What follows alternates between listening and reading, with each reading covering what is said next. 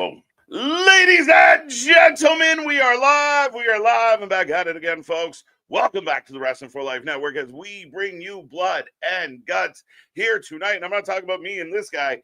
We're talking about the show. AEW Dynamite. It's going to be a fun one, folks. Get in that chat. Click all the buttons. Be a part of the show. Be a part of the family. And make sure you strap in, strap on, grab your snacks, grab your feel good. Let's go.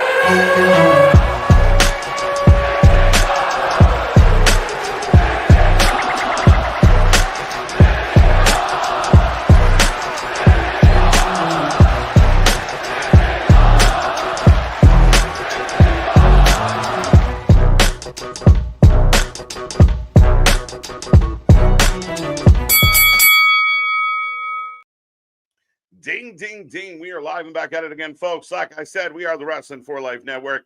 This is another live stream as we bring you blood and guts tonight. AEW's weekly edition of Hopium. We want a good show. We're excited for a good show. Only 3 matches announced, and we're going to talk all about it. This one's so crazy. I had to bring in some backup, and it's going to be a fun one, folks. So get in that chat. Don't be quiet. Don't be shy. If you're new here, hit the subscribe button. Get in the chat. Say hello to the people. And remember, all opinions are welcome. As long as you keep it respectful, it's going to be a good time. If you don't know who we are, folks, well, I am Mr. Every Night, KJ White, the Iron Man of YouTube.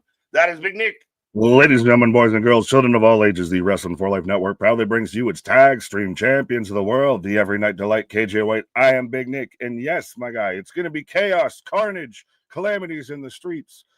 We've got 2 blood and guts matches. I keep wanting to say War Games and start singing Black Sabbath. And we've got a Falls Count Anywhere match. Yeah, I mean, a lot. I was really surprised. I was a little critical last week that they added the Falls Count Anywhere match against Hobbs. It's Hobbs, Hangman. I don't think you should be doing this 2 weeks away before you, Joe. I don't think it should be on this particular night. But again, as a wrestling fan, you know, the cup runneth over of chaos and carnage. Falls Count Anywhere is going to be nuts, but we're going to do 2 matches in 2 big cages. I don't really know that this is the place to do it. Well, you said thy cup runneth over, and 100% it's going to runneth over with weapons, blood galore. Moxley's going to be gushing blood at some point. Are we going to see anybody in the women's blood and guts match For sure. Get busted? For sure. Crimson, and that's probably going to start the show, because I think they're going to sandwich the Falls Count Anywhere match in between them 2, so you get that little But a world championship match, right? A Falls Count Anywhere world championship match. Is it for the belt? Is it for the belt? I think it's for the belt. I could be wrong, but regardless, your champion is going to be in a take a deep breath match between these 2 cage matches. Thanks, boss. What are we doing? Really? That's what we're doing? And that's a Falls Count Anywhere match. Right. And he's got Joe in I think Joe's match right now is just no stip at Full Gear. Am I wrong? No. It's just for the title. It's just straight singles. You're gonna fight his right-hand man who's twice his size, half his age, in a Falls Count Anywhere match, but then fight the actual kind of boss leader, badass #1 contender in a whatever match. Why? Does that seem backwards? Anybody? Somebody? Anybody? A wee bit, but are we here a little bit just for the chaos, the calamity? Because again, I know C-Money even had a bet in the chat of trying to explain the women's War Games match. We were talking beforehand about the men's War Games. Is this supposed to be the end of the Death Riders? Do the Death Riders come out victorious and somehow even stronger? Yeah, I don't think this is the end of the Death Riders by any stretch. They haven't shown any signs of not getting along. There hasn't been any issues of, dissension. They've won more than they lost in recent memory, as far as I can think. There's people out there in this world that still think this is viable. This is healthy. I think John Moxley has been a vortex and has actually killed this show for quite a while. I know people want to get mad about that. Every time he comes on screen now, I don't want to watch. I don't. He's bad. But is this kind of, though, his forte? We're just starting off here. We can't be doom and gloom already. We got to have that ounce of hopium out here. But is this kind of not, though, his forte? Is this where he kind of, I don't want to say shines, but doesn't, look as bad. No, because he did a coffin match that wasn't good. He did what was the last one they just had? I Quit match wasn't good. They say this is John's forte. Yeah, he seems real not great at it. But the good news is, as far as this show goes, Nick, I mean, we are getting the first ever women's war games. All their, like, I mean, this is the kind of the top of their division for the most part. I'm concerned, but let's go. It's going to be exciting, maybe. I think that they're just going to go hell for leather. Like, that's the thing. This seems like they're just throwing all the story out, and we're just going to go hell for leather with all of this. And especially because it's the first one, you're going to see somebody do a high spot that they probably shouldn't be doing. You're going to see somebody get gigged. All of that. Well, yeah, right. But who's going to do the high spot on this crew? Who's the one that's going to fly off something? Harley Cameron. Oh, poor Harley. No, she'll have a puppet. There will be a puppet in a Blood and Guts match. Sky Blue, you should do that. Sky Blue, or oh Christ, now I can't Julia remember. Hart might do it. Julia Hart do a high spot. Stekla, maybe. I don't know. Queen Aminata is not in this, by the way. She is on the graphic, but she has been replaced. Yes. So she got Marina replaced. Shafir stepping in. So more Death Riders. Yeah. Oh, Mina Shirakawa. That'll be the one who does the high spot because she's the one that replaced Aminata. Yes, thank you. And then Shafir's been added to the other side. Yes. Okay, there you go. But yeah, I mean, again, we'll see. We're excited. I know there's some things that we can talk about that maybe haven't made the most of sense, but at the end of the day, I mean, if you want bumps and gore and craziness, you came to the right place. We're gonna have a lot of fun with this one. You guys can absolutely let me know how you're feeling about this. And again, we are about 8 minutes away, so we're probably gonna say hello to the people. Do it.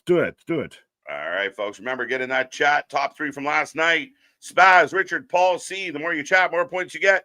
Super chat, super stickers get you bonus. So shout out to the boys for being in the top 3 this time. We're kicking it off with Mr. Stormy. Can I just say something real quick? Because I don't think we really saw Oba when he came out last night. Man looked swoller than ever before. Like, give him John Cena now. Oh, you think they go that route? I don't know. We'll get to the people, Nick. We'll get to the people on a completely different note. But Queen Somebody to Love was released on November 12th, 1976. Today is National French Dip Day. Thank you, Mr. Stormy. Queen, great band. Great song, fun song. But Zach, welcome back. C Money, good to see you. Isaac, you are in the house. Welcome. Eric, welcome. I almost called him Rick. Kevin, got you. C Money with all the things. Oh, $100 if we can explain it.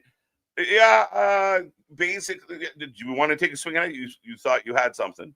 So, well, it started off with Jamie Hayter and Tekla, and then you had Queen Aminata, and you had the Toxic Triangle get involved. Then you also had Willow and Harley Cameron and Megan Bain and Penelope, because they're the ones that put Harley Cameron on the shelf. Then Penelope gets injured, so then they throw in Mercedes Monet, or no, she's throwing Shafir because she's tagging with Megan Bain. Like I said, there's a lot of moving dots and parts and pieces with this. It is a little kerfuffle to explain, but yeah. Yeah, I might not get the full points on that one, but I mean, again, it's been an interesting build, and it's been a little all over the place. Injuries haven't helped, so we'll see. What's up, Brandon? Welcome back. Damien, good to see you, the leader of the Hopium tribe. Joseph, Mega, Josh back with us. Knee pad and guts. That sounds all kinds of terrible. But let's go. Some of these people are going to need knee pads on their guts when they're done with this one. So we'll see how that goes. Feeling all the AEW vibes. Denisha, good to see you as always. Nick won't be here tonight. Wait, what? Hi. Right? No, no, I'm fighting against it. Mega. Come on now. Taste the Rainbow back with us. Let's go. Ronan, good to see Jersey. So JV, Saffit's in the house. Let's go. Philip, welcome back. Mr. Stormy, we got you. This list is nice and long here tonight as we are about 5 minutes away now. Randy, welcome. Taste the Rainbow, we got you. Yeah, lots of Jericho talk. We're gonna get to that. Bonkers. Jericho, even though there's be making bold statements. Dennis, good to see you. Let's go. Rick Dawson's in the house. Keyshawn, Mr. Noob. This list is awesome. Christian, welcome. Is that a new Christian? We got a new Christian. Let's go. We're converting them. We're converting them. Right. Let's go. See Money. Let's go. Gifted 1 membership. Thank you, Mr. Money. Mr. Monet. Yes, he said my explanation warranted at least a gifted sub. So I know I was getting long-winded and having, Pepe Sylvia conversations about it, but I was getting to a point. I had the homework. Right. Welcome back, 316. Bed in the Gray. Good to see you. Oh, here. Nice. Come for the rants. Sorry. Come for the rants. Bendy, let's go, buddy. How you feeling? Jericho has definitely done an AEW. So I didn't know if that was to me or to Bendy. Right. No, I was talking to Bendy. Wow, fair enough. But we got like 3-4 minutes. Do we want to touch on Jericho? Yeah, I think Jericho's done with AEW. There's a whole lot of it. Get yours today, folks. We shirt people. But it's, yeah, man, he's coming out saying some bold shit and accurate shit, but that's the scary part is he's telling the truth. The truth shall set you free, Nick. That's how you know he's done. And for those who don't know what we're talking about, so Chris Jericho, I think it was on his podcast, and then everybody's been taking the quote and tweeting it around and everything. I don't know if it was a tweet initially, but he was talking about how TNA very much looked like the number 2 promotion with Bound for Glory and how they packed it out. And then also, like, could have gotten away with that. But then had to sneak a little jab in there towards AEW of talking about when they were doing the ECW arena and how it looked a little womp. So, yeah. Canelo out there catching strays. But yeah, it made me laugh that I think if Jericho was still locked in, he wouldn't be saying that kind of thing. Even if it was true, he wouldn't say it. We saw him bullshit for 7 years, 6 years, whatever it's been.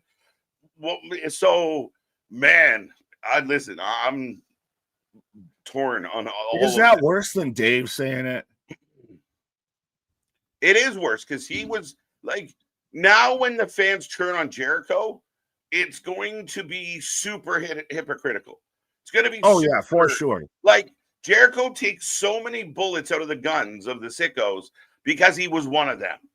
He led the charge. He was the demo god. How many people went on his podcast and literally spilled the beans about how much they hated WWE? Dozens. I mean, he was a leader of this charge. So you guys can figure it out. I won't believe it until I see it, but man, I feel like there's some smoke, if nothing else. I mean, his contract ends around Rumble time?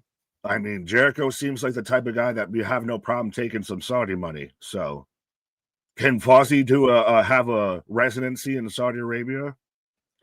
Yeah, right. Around that Rumble time, maybe. Let's do Tegan Knox news. I feel like it's old news. That's how this wrestling world works. It's how this they do a story out of it? I've seen that thrown around. Should they now, instead of boo-hoo, go fuck yourself, we're done here, should they try and use it as a story, as an angle? Yeah, but like, I wish. But Tony's infamous for not doing that. If they can't do it with Punk, why are they going to do it for fucking Tegan Knox? There's a long list of people that, I mean, they've had backstage issues that could have bled into real life things, and they've just never done it. I mean, what if, Tegan and Elise show up and they're sitting ringside eating the popcorn, they bought a ticket, then they start getting in kind of arguments with the workers. There's options here that could make this work and make it cool. It's buzzworthy. And you keep selling it to the dirt sheets like it's really a problem. But then you need to capitalize on it. You can't do it in like 2 weeks' time. It was already a rough, bouncy patch to see if anyone really gave too much of a shit about it. So you have to run with it. Right. And I mean, Tony's shown a path. But ladies and gentlemen, we are hoping for a good show. We're hoping for excitement here tonight.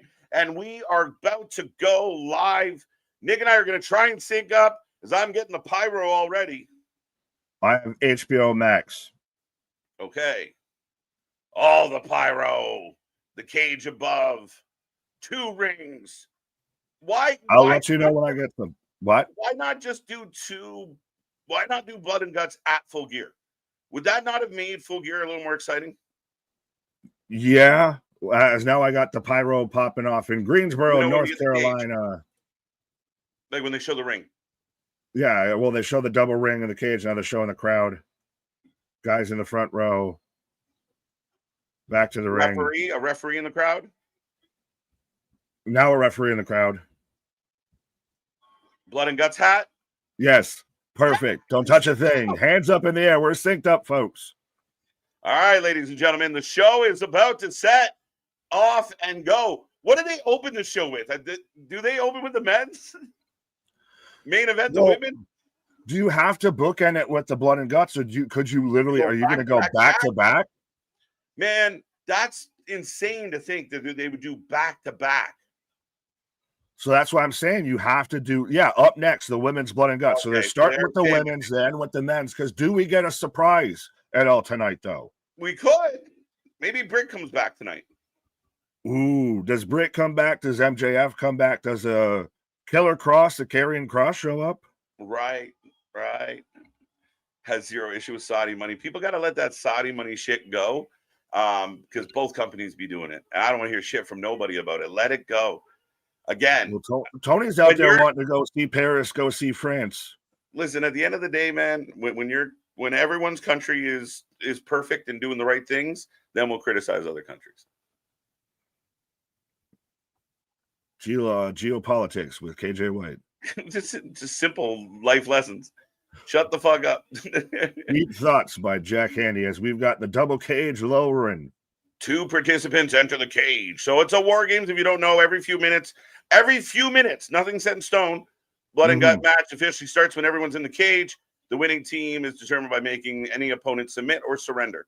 So no pin, submit or surrender. I just looked at the fucking call out for this thing of 1 cage, 2 rings, 3 words, blood and guts. Oh. Now imagine it was the other way around. People would be bitching. Like, I love that shit. That's petty shit, but it's hilarious, right? Absolutely. Out here with a barbed wire kendo stick. So yeah, we're already getting all of the weapons. This is going to be fun. How are you feeling out there, they're going to go for it. What's that? I said they're going to go hell for leather with this, but I agree with you that save this for a Full Gear. Full Gear already feels like it might be flop gear. So having those there is a big attraction, is big, chaos, anarchy, all of that. And you get out of a lot of this stories. Yeah. I mean, the dilemma is right now for me, there's nothing happening to kind of warrant this situation. So, I mean, I'm just going to take it for what it is. But they're women. That's why. It's because they're women. Why? What do you mean? As in, they're having the women's Blood and Guts because it's the way that they can say we're having the first women's Blood and Guts. That they have boggled and fumbled and kerfuffled this story to the fullest extent. They invented this. Yeah, motherfuckers. So Willow is starting off against Sky. Now, everyone else is still in the back. Nobody else present. Well, I guess we'll find out when everyone finds out who's next. But Willow, Sky Blue, not a bad start. 2 of my favorites in the match. Get your votes in. Let me know who you're taking. Let me know how you feel. Boston, what is up? Mega, got you. Alan, welcome back as always. AR1's in the house. I see faces. Kyle, I see you, Kyle. Anthony, let's go. Now, Tony Khan being a petty bitch, as we've already talked about, as we're already undoing the earrings and all of that. But should Tony, how like WWE has a linchpin on War Pigs for War Games, should Tony have just used the Smashing Pumpkins, despite all my rage, I am still just to fuck with the NWA some more? They actually, that would be the hard part, getting the rights. He's got money. He's got money. Yeah, but he's going to buy it from Billy. Does he, or does he have to buy it from the studio? I'm almost positive that Billy has his stuff, but I could be wrong. Fair enough, but we had a hockey fight already. Let's go. Willow into the corner with Sky. Nice start. Who do you have for this winning this match, folks? I think Team Babyface wins, and it's one way that, like, see, Monet took Monet's team lost. She's not Monet Hogan. Come on. Who takes the pin? Probably Willow. Harley. But how? Guess I'm going the other way. I don't want the babyfaces to win. I think Thecla should be pushed harder. Harley will take the pin tonight. The heels will win. Fair enough. You switched up in midstream there. Yeah. I couldn't do it. I'll take the baby faces out here. I mean, I love me some Willow. And Marina Shafir takes the pin. And then you think that might be setting – that's the closest you're going to get peripherally to the Death Riders or anything. So shocked. You might be right. I mean, who else would – there's a lot of people that aren't going to take the pin in this match. Mina Shirakawa might take the pin. Harley Cameron might take the pin. I don't know who on the heel side would take the pin. Megan Bade's not. Monet's not. Sky Blue might. Julia Hart might. Shafir might. I don't see Shafir taking a pin. She's pretty protected. Harley Cameron gets submitted in this match. Remember, you can't – and when we say take the pin, there is actually no pins. You have to quit. Is it? I thought that there was still the fucking pin. Granted. I just told you this 3 minutes ago when we read it. Fair enough. But they literally, it's. You know how vitamins be making the pages stick together? No, it's you got to submit in this bitch. You got to quit. You got to surrender. Remember last time? That changes some shit up then. They handcuffed. Yeah, Shafir definitely ain't submitting. Fuck. No. And you remember last time they handcuffed, was it one of the Jack Perry to the cage and made the Bucks quit? No, don't kill him. We surrender. Yeah. I hope they don't do stupid shit like that tonight. No, I really don't like seeing beautiful women subject themselves to torture porn and all the weapons and sadistic stuff. I'd have no problem with the ladies competing in the same type of shit that the men do. But yeah, I mean, again, there is kind of it's an interesting take. It's an interesting line. It to me works when there's a reason and a valid, justifiable reason as to why it's come. We got blood. Oh, Jeebus. We got Sky blood. Blue is seeing crimson. Yeah, I got a blood button tonight. Every time we get blood, there's new blood. We got a bleeder. Dun. We're just the fucking brood out here. But yeah, well, that was easy. I was gonna ask, and chat, let me know. You let me know which right now has there been more build for. We're about to get the women's war games, and we've got women's blood and guts here tonight. Which has had more of a build to? Slight edge to the dub. Like, I think there was a little more. Slightly close. It's really close. Like, I mean, there's a little bit of history. Like, Asuka's been building up and, dressing up like the nurse and the Mist. And she put Rio, they beat up Rio and Io and put them on the shelf for a couple weeks. So there is some of that. I mean, but oh my God. She gigged herself bad. Like. And we didn't even get a countdown. The commentary just talked right through it. There was a countdown in the corner. There was a clock in the corner. I didn't get one. I got one. Did you get one? I got one.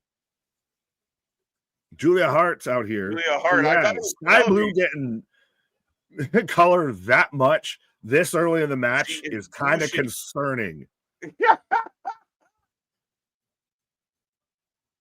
Like, she is straight crimson, my guy.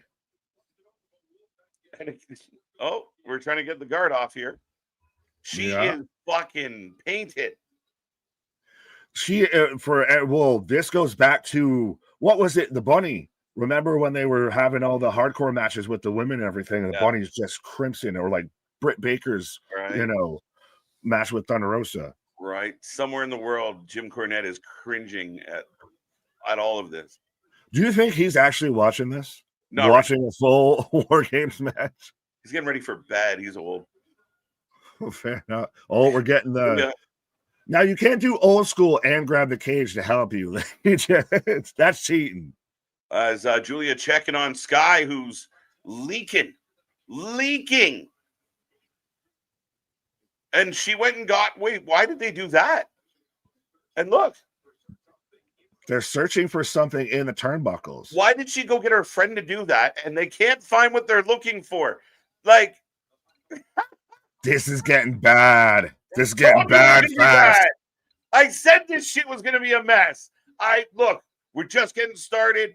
And listen, people are going to lose their mind. Oh, Sky Blue's bleeding. Everything else is going to be a mess. As we get a cartwheel, they ran into each other. There was a commotion at the junction there. Sky Blue and fucking Julia turned into U2, and they still haven't found what they're looking for. What is happening? Yo, I can't get over this. She is straight. Oh, I do have a clock this time. Okay. Yeah, but Sky Blue is straight, like bloodbath. The Brood. Sorry. Very good. As here comes Harley. Can someone tell the fucking commentary team that there's a show going on? They're just talking. Just walked in and sabooed that woman with a chair. She is all over Julia Hart. Harley Cameron is super over. And I can see why. Holy shit. Laura Croft out here, and they're not square anymore. They're not pointy. They're thangin'. Them things is thangin', but things is thangin' with Spaz with a $5 super chat. Come join me and Jake DeMarco live at 10:30, previewing a better show, Gold Rush and Dollar Store War Games is Buns. It's just started. We can't call it a spade Not Buns yet. No. We just had some funny moments. Like, this is why when people say that Julia Hart's good, she's not good. She's just pretty. But doesn't that make her good? Doesn't that make her good? Right? She's not a good wrestler. People would you take Anna Jay over her? Yes, 100%. Fair enough. I'll give you that. People, Julia Hart's so good. You know who sucks? Jade. Get the fuck out of here. Shut up. We're being ridiculous. Oh, Bane's a drop kick. Julia eats a chair. And they never did find whatever they wanted to find. What were they looking for? Were they going to look for, like, the key to, like, lock people out or something? I don't know. They hit a fucking, their lipstick in one of the turnbuckles. I don't fucking know. A bandage for Sky Blue at this point? Where's that staple gun? We might need it early. Well, I just randomly cut your commercial hard in the middle of this. Right. How do you have commercials in the middle of a blood and guts match? Yeah, respectfully, this is why it should be on a pay-per-view. Oh, Max doesn't have picture-in-picture? No, I have a fucking Air Max commercial. I have picture-in-picture. Willow and Harley are doing like the tandem corner 10 spot. Well, you got you call all the action because I'm got an American Express commercial. Sky Blue might pass out. What do you think? Like Sky Blue might actually it's concerning. It was concerning at the start too. Like that's the thing is this is the start of the match. She's still got another. 20? If we're gonna go 2.5 hours with 3 matches, she's got at least another 45. Right. Crimson and Clover.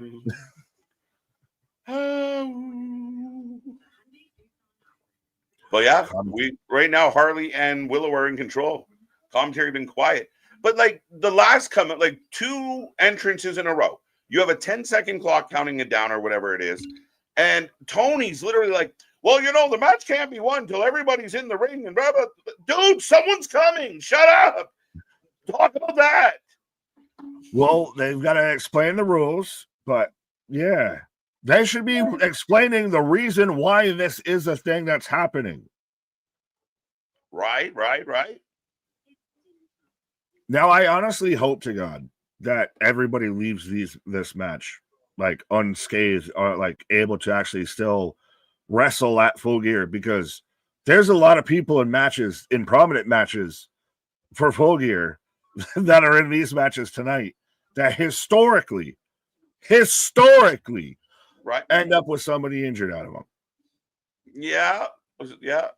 Thank you so much, Tiffany, for the $1.99 super chat. We appreciate it. And again, very good comment as far as I love that this feels unlike WWE. I definitely would agree with that. Well, she was saying that it's free, unlike WWE, but yes, it is also free. very much unlike WWE. It is the hardcore version. Yeah, I guess, but I mean, you timed out. Finish your thought. Well, I mean, again, at the end of the day, I mean, like Raw is free. Like great that they put Blood and Guts on free TV, but I don't know if that's your best choice as a promoter, but it is a nice touch, I guess. Yeah. If you didn't have a pay-per-view like just around the corner, just around the river bend, it would be fine. I mean, yeah, I get the point. I guess you get what you pay for then. No. Okay. Whoa. Chris Jericho, shots fired. As now I'm back in the action. Spoiler. The first AEW Tag Champs will be Emily Strong and Sydney Sweeney after defeating Greta. Let's go, Spaz. Oh, we're back. On all the extra I don't know what Willow just did, but it looked painful. Yeah, as I got a 7, 6, 5, 4 in the corner. See, Excalibur did better that time. Let's find out who. Yeah, that's better. Tell Shivani to shut the fuck up. Well, do you get rid of Shivani or do you get rid of Excalibur? Which one? I don't know. I mean, I think Tony's a lost cause. Maybe if you put someone really good next to Excalibur to help him, but he's not great either. But Thakla's flying. So if your prediction's right that the heel team wins, oh, that was dope. Big does the spider out to dodge the clothesline, right, dude? I mean, yeah, you know what? You're right. Book more Monet. We don't need Thakla with a belt around her waist, being a badass. No, book more Monet. Come on. Oh, she got a. I was about to say she might be the one that wins this goddamn thing if you're right with the heel team wins because she's out here literally putting fucking belt to leather here. Oh, Willow. Just whipping everybody. Oh. Like a little spark plug.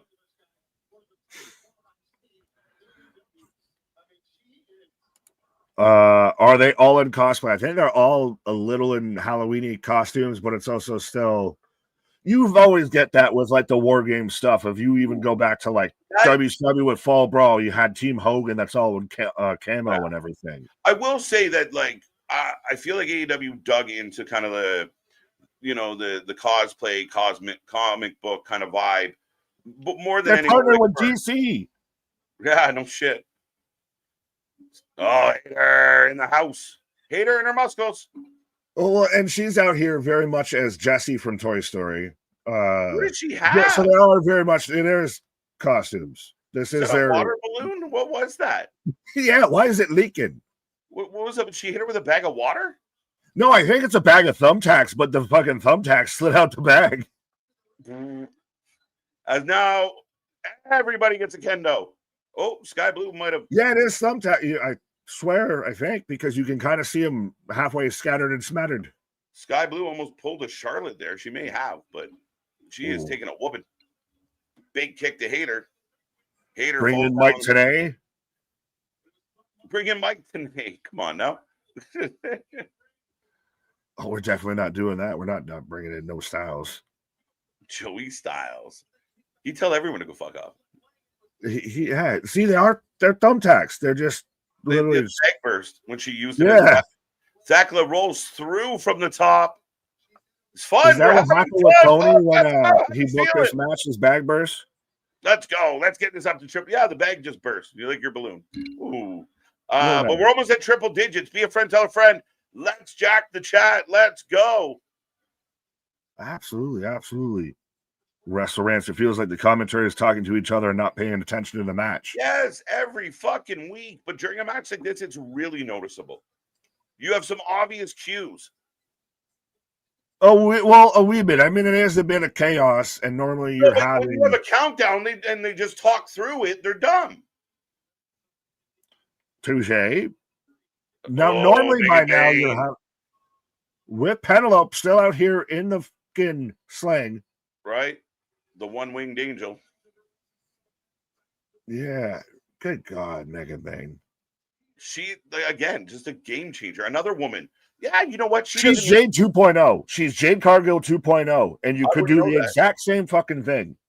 This is why I get mad at the booking of the women's division, because Megan Bain, Jamie Hayter, Willow, all these women are being held back right now. But they're in blood and guts, KJ. Yeah, I know. They're in a stagnation staycation because you have a log jam and a literal and physical log jam of now almost 13 belts, maybe going towards 14, 15. That's going, completely hogging the spotlight. Right. Megan Bain, big splash in the corner, setting up both Willow and Harley. Both go for a ride. And actually hit it pretty solid. I mean, this is where this is how she should be presented, as she's the big dominant force that is the game changer coming in here. The baby faces had a bit of the advantage, and now we've got the big old equalizer out here. Right. Jamie throwing punches. Hater says, thanks for coming. But Benjamin out here saying, hey guys, how are you doing? I haven't been here in like over a year. I'm watching AEW Blood and Guts 2. I haven't watched AEW in months. Well, glad to see you're back. Come on back. But you came to the right place. Absolutely. So save your friends from bad wrestling reactors and bad wrestling content creators. That might have really been on the nose, BS. Scoop slam onto the trash can lid. Another countdown. Here we go. We're getting into the top ladies. But I like this, though, that now you have Penelope that's right on the outside. She can just clatter with a chair. And Megan Bain's got everybody down, so she's just waiting. Oh, shit. Yo! I never see. She sabooed her with a can over her face. Jamie flying see that in ECW. Oh. And where the Stack belt jumps in and instantly breaks the pool cue over Megan Bain's back. Right. Did it all. I'm keeping the belt on because I might not have it for very long. Jesus. Full gear, buddy. Monet. Money. Well, she might win a title on, what is it, Collision or House of Glory? She's got a match, too. Mm-hmm. Jamie, Stack looking good. And Big Stack versus Megan Bain should be the match for the women's world title. Let's fucking go, bro. Queen Aminata with a neck brace looking like Tony Khan out here. Oh, the walking wounded. They even let the injury. I can tell mine on, but yeah, you've got injury versus injury out here. Jokes.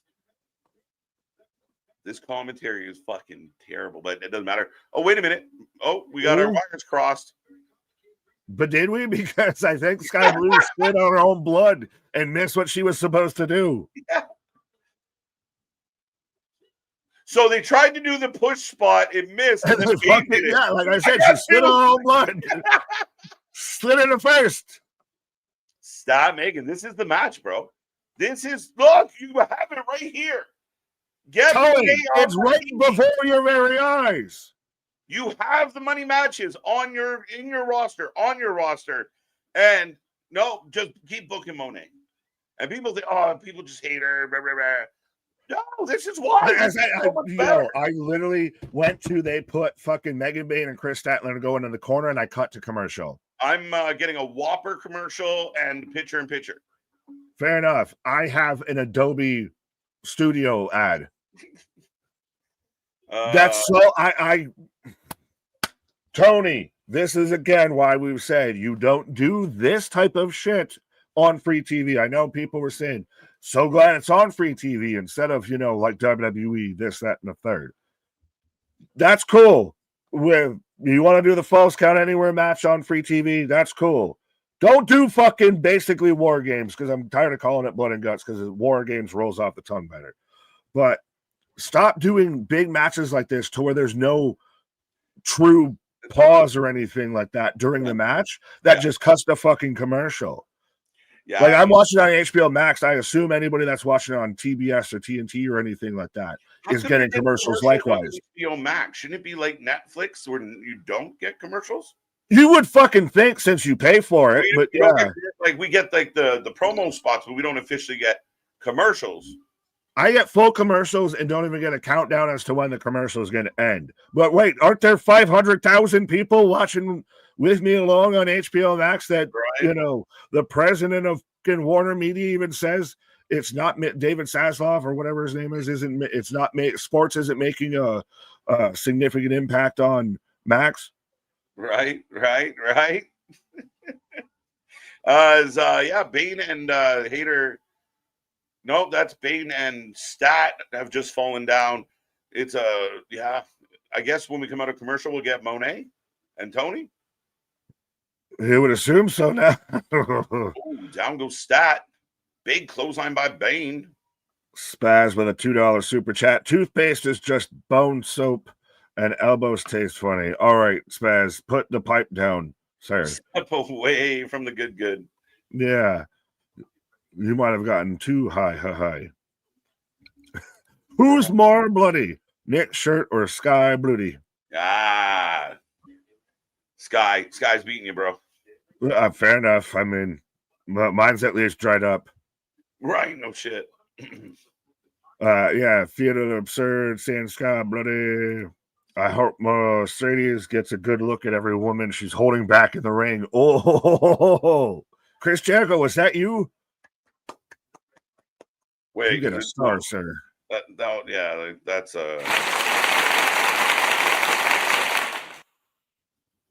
Thank you. I agree. Yeah, Eric, I just spilled grape juice. I just had pasta before this, and it's still on there. Dude. We did joke that Harley might take the big bump. She might go. I said she might be the one that does the big spot. There is 2 socks being filled aplenty across America right now. About 400,000, give or take.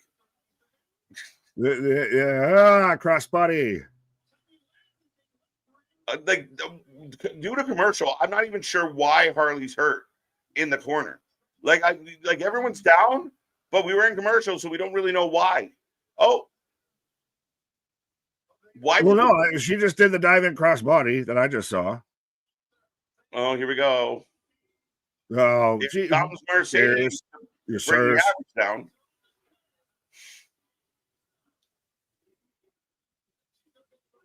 Now show the crowd when they're playing this music. I want to see the crowd.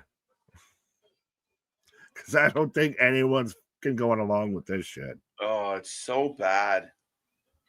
It is. And I know, you guys just hate her for no reason. No, I have a list of fucking reasons. And legitimately.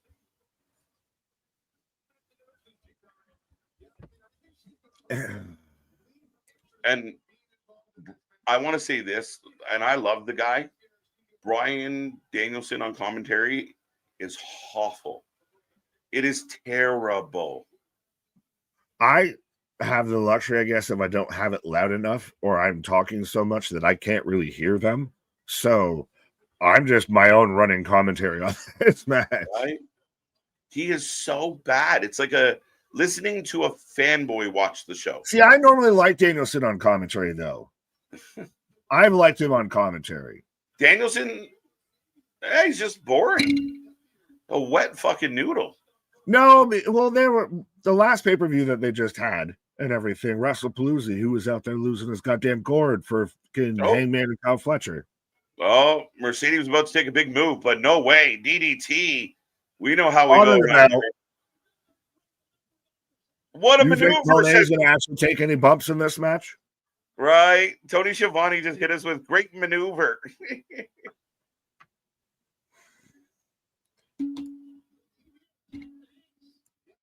What a maneuver. There's a couple. Oh, she's leaving. Fuck this shit. I'm out. Oh, Like I bring another said, she belt. don't take no bump. Oh, I'm gonna bring in this belt. I'm gonna hit a move on every single fucking belt that I have. No. She's gonna throw them all in the ring. Like, all this shit is so self-serving. Nothing's happening. Everybody in the ring stopped because the fucking princess showed up. Nobody is moving. 3 minutes ago, the entire group was running around. She's giving a belt to Megan Bain is just coated. Now, I don't know if that's her blood or Sky Blue's blood, but yeah, so she just gave everyone on her team a championship belt. And don't worry, I got backups. It's the equivalent of filleting yourself on national TV. It's all this is. And it's taken the energy right out of the match for me. Anybody else agree? This was fun. It was fun. And we were going well. Everything stopped because the princess showed up. But no, now we're gonna get the big hero's welcome, the big hero arrival for Tony Storm. Fucking somebody save No, us. we're gonna have Mina Shirakawa. I forgot about Mina before we get Tony Storm. So yeah, Mina Shirakawa is coming out with fucking Lucille. I love Mina though. I want to be mad, but I'm such a fan. But she's never swung a bat before. Not even a little bit. I don't know too many people that hold it like this. But you think that heels were in control of this? They should all just stop what they're doing and just wait and line up for this woman to come in. Right. And so now she's got to sit there and come out swinging, which she don't know how to do. Yeah, and I've had enough of the Japanese with baseball bats as of late. I'm fucking giving you giving me nightmares, man. But Mina taking out everybody pretty much. Oh, here comes. So everyone gets handed championship belts. It's a fucking 4-on-3 advantage. And Mina Shirakawa, who couldn't swing a baseball bat if her life depended on it, just took out everybody. Like, listen, I know PWI gave her number 1, and I know why. But at the end of the day, man, look in this ring. Look at all the talented women are in this ring. She's not the best athlete in this ring. She's not the best promo. She's not the best worker. She just came in with the biggest name. Post Statlander, this match is taking a talent dip. She put the brakes on it. She's like the John Moxley. And the two worst things in the company are the two things we see the most. Here comes, speaking of Death Riders. Yo, when did they get, what is this? What are we doing? When did this happen? See, the Death Riders had such the potential, and you still fucking. She seems like such a badass. Well, not even just Mina. Mina for sure. Or sorry, Marina, not Mina. Marina. I had to add an extra consonant. But the Death Riders as a concept seemed cool. Marina Shafir is a badass everywhere else but AEW. She wrestles in Defy. She's fucking amazing. She shows up in House of Glory, Wrestling Revolver, what have you. She's fucking phenomenal. AEW, it's like they just nerfed her fucking talent.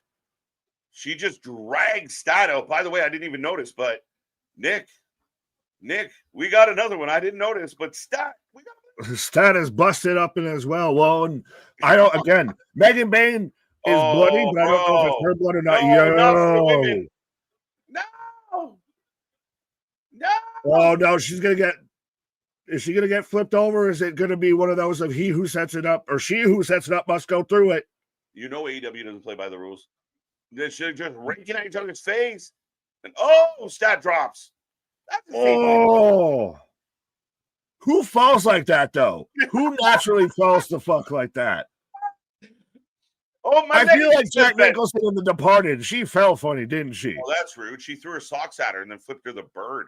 Who throws a barefoot sock? Bitch. Who throws a sock? Yeah.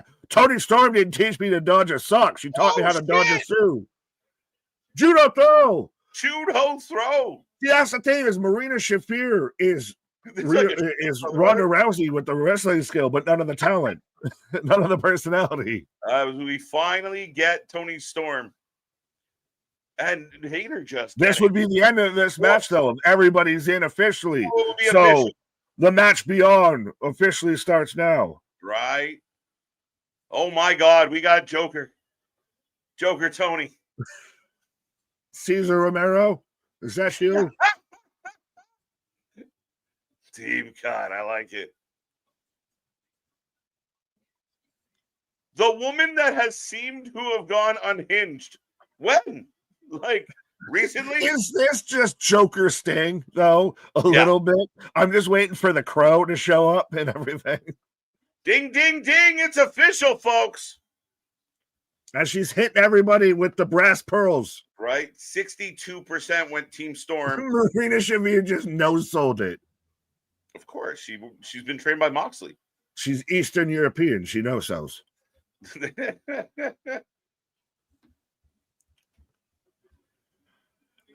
The all-out assault begins.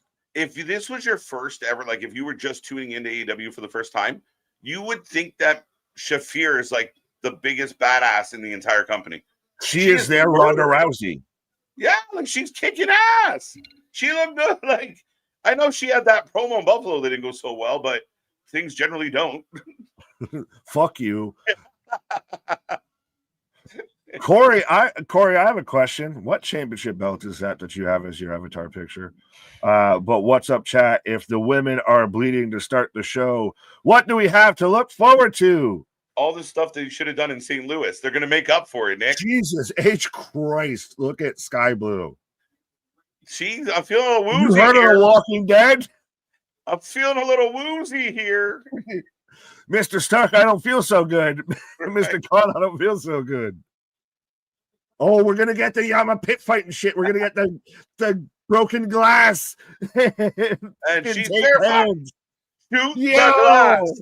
Nick, shoot the glass. We're about to get the fucking Die Hard moment here with Shafir. It's what was it? Who was it? The ECW. It was Ian and Axel Rotten. Oh, look at that this. Did the fucking. Oh, the shoot fight with Shafir. Dude, she threw a left. These are the worst straight jabs I've ever done. Just This is so fucking funny. Not a lot of strong spots in this match. It's been. Mia forgot where she was supposed to go. She went to the wrong turnbuckle. Tekla's just fucking disappeared in this match, by the way. Yeah, after Tony's stomping all over Shafir. Oh, we're gonna do the whole look. Look, Monet's just walking around. Literally just she's not taking a bump. She's not gonna take a bump. She ain't getting no fucking color. I ain't getting no scratch on me. Fuck is he talking about? She got Willow over here. Willow's beating her up now, but yeah, thank you, Anthony. That's what I was thinking of. The Taipei death match. Did what? We kickboxer? Tom Poe. That's what they did. Ian and Axel Rotten and ECW. Yeah. Well, yes. It took me a minute to come back around. What? Right? Tom Poe. Propunzo, let down your comments. It's like another fucking commercial. Tony, you're pissing me off now. Mm-hmm. I'm having fun. So from just like watching this is fun, like chaotic nonsense, having a great time. From a wrestling analysis, it's a bit messy, but it's fun. Should we have we've finally adhered to Boston's philosophy out there? If you just you just go to lizard brain and just expect it to watch the match and not expect any bit of story or any continuity to any fucking thing. Well, not even that, but sensible wrestling, things that make sense within the ring. People are saying this company has the best matches, and people are going to instantly there's already people that have posted I've seen enough. Fucking Blood and Guts better than War Games. Seen enough, but again, it's fun. It's chaotic, but I mean, there's issues, but yeah. Right. Well, how many have bled so far? What's the 3? I think Sky, Stat, or maybe 2.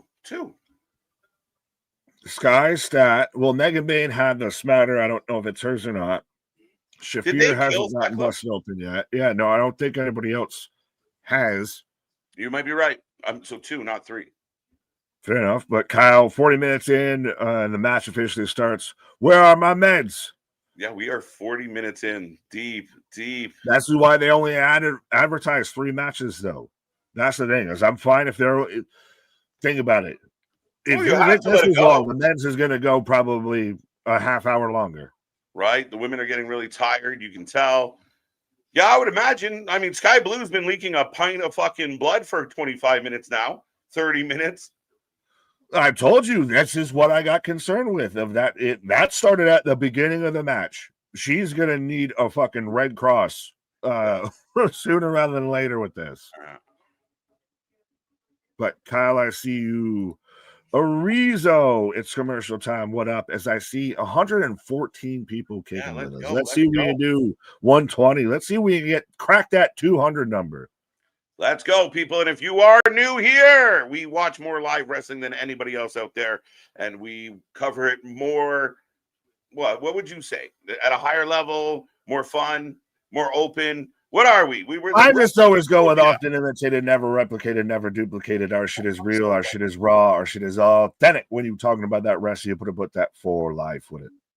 That's my guy. It's like a jukebox sometimes. Just insert. Just play that old time rock and roll. Play the hits. Fuck. Well, you already referenced with you two and everything, where Julia and Sky couldn't. They still haven't found what they were looking for. Did anyone? No one knows what they were looking for. They just decided to fucking play a scavenger hunt. We're back. And Sky right now is my MVP. When did they have light tubes inside this that are all lit up? Holy shit! No. Oh, whoa! What the fuck? Power. Yeah, where the fuck did we jump to? I came out of commercial. We got. And the table says not today. It says nay, nay. As Sky moved, yeah, now they've got lit up light tubes in this that I didn't know was a thing before. This shit is lit up like a discotheque. Oh, what is happening now? Everybody to the corner. Everyone else take a nap. Big spot. Yo, double superplex. That table did not. Sky Blue right now is my MVP. I am the table. I found Tekla. Yeah, bloody cakes match. Yeah. Notice Blake's promo last night. Her darker side looked and acted real familiar. Yes, we did talk about that. It's just an easy out. Oh, I know, but it was still a fantastic segment either way. I mean, Christ almighty, Toni Storm's out there doing the same thing that she did in her match with Mariah May with the fucking broken glass. What would you have Blake do? Dye her hair red and act different? Like, what the fuck is she going to do? Jamie Hayter? What? She's her. I don't know what to tell you. Oh, we got the. Don't tell it to. Oh, I hate that finisher. Everybody gets a finisher. Oh, Monet doesn't, though. Monet gets to land too. I told you, ain't take no bumps, ain't do no jobs. I ain't doing shit. We got the puppet, Nikki. I told you, puppets, predictable puppets. Wait, what is that? A fist. Brass knucks under the puppet. Oh, under the puppet. The puppet was. You should have said fuck it, Muppet. So Mercedes gets to hit everybody with moves. Has anyone noticed? Mercedes takes a lot of punches, but delivers a lot of moves. Anyone catch that? Yeah, no, I'm just helping the people that think Julia Hart just took out Harley Cameron as the Clydesdale stands in the corner and does nothing. Blood and King, let's go. Not the puppet. What's up, Arizo? And this match has come to a standstill. Right. Oh, wait, she found a hole. She found a hole. Every hole is a goal? What? No. So they're climbing up to the top. Both of them. We got half of it right. Julia Hart and Tekla. Well, one's climbing up. They're climbing down. What the fuck? Well, they wouldn't climb up against each other. That'd be weird. They're on the same team. No, you just do the double fucking splash and kill everybody. No, but what the hell is this? What do you mean? Why are they on the outside? They found a hole. No shit. I'm saying, what are they going to do with this? Oh, so what she advantage can do the is Spider this? Lady in the aisle for no reason. Hey, I'm Bikini Wyatt. What are we doing? We spear the referee. Oh, the ref. And now they got the key. Maybe that's what they're trying to find in the turnbuckle an hour ago. This match is just, they were doing so well. Who fucking cares, though, about unlocking or locking? Everyone's in the match. What the fuck are we doing? What does it matter? So Mercedes can go home early? Oh, Hater gets chucked out. Oh, shit. Jeez, follows. Well, she was front heavy anyway. What is this? Oh, they're gonna just lock Stat in. No, who are they gonna just? Are they gonna lock one person up inside and they can't get in? What is this? Like, hey, you know what we have later tonight? A Falls Count Anywhere match. And you know what's happening now? Falls Count Anywhere. Even in the cage match, you don't stay in the fucking ring. Why are you leaving the ring? Where are you going? That's your stage. What are you doing? Where are we going? Nick just said it perfectly. You booked a match that up next is going to do this. And when you see the two women hold each other and do like a 3-2-1 countdown, like Red Rover, come on the fuck over. And then they get hit with a spear by a human. They're watching. They're not dazed. They're not, they weren't blindsided. Just boom, oh, they hit her. You counted it down. Like, do better. And now we've got Stat and Monet climbing for a reason. Keeping the whole people locked out thing or doing any sort of that shit, what they could have been doing with this would have worked if it was an advantage, if it was like a 5-on-4. Through the table. That's the highest spot they're gonna do. It was almost 5 feet out. Now they're locking the cage again. Why? Just so Mercedes can do a table spot.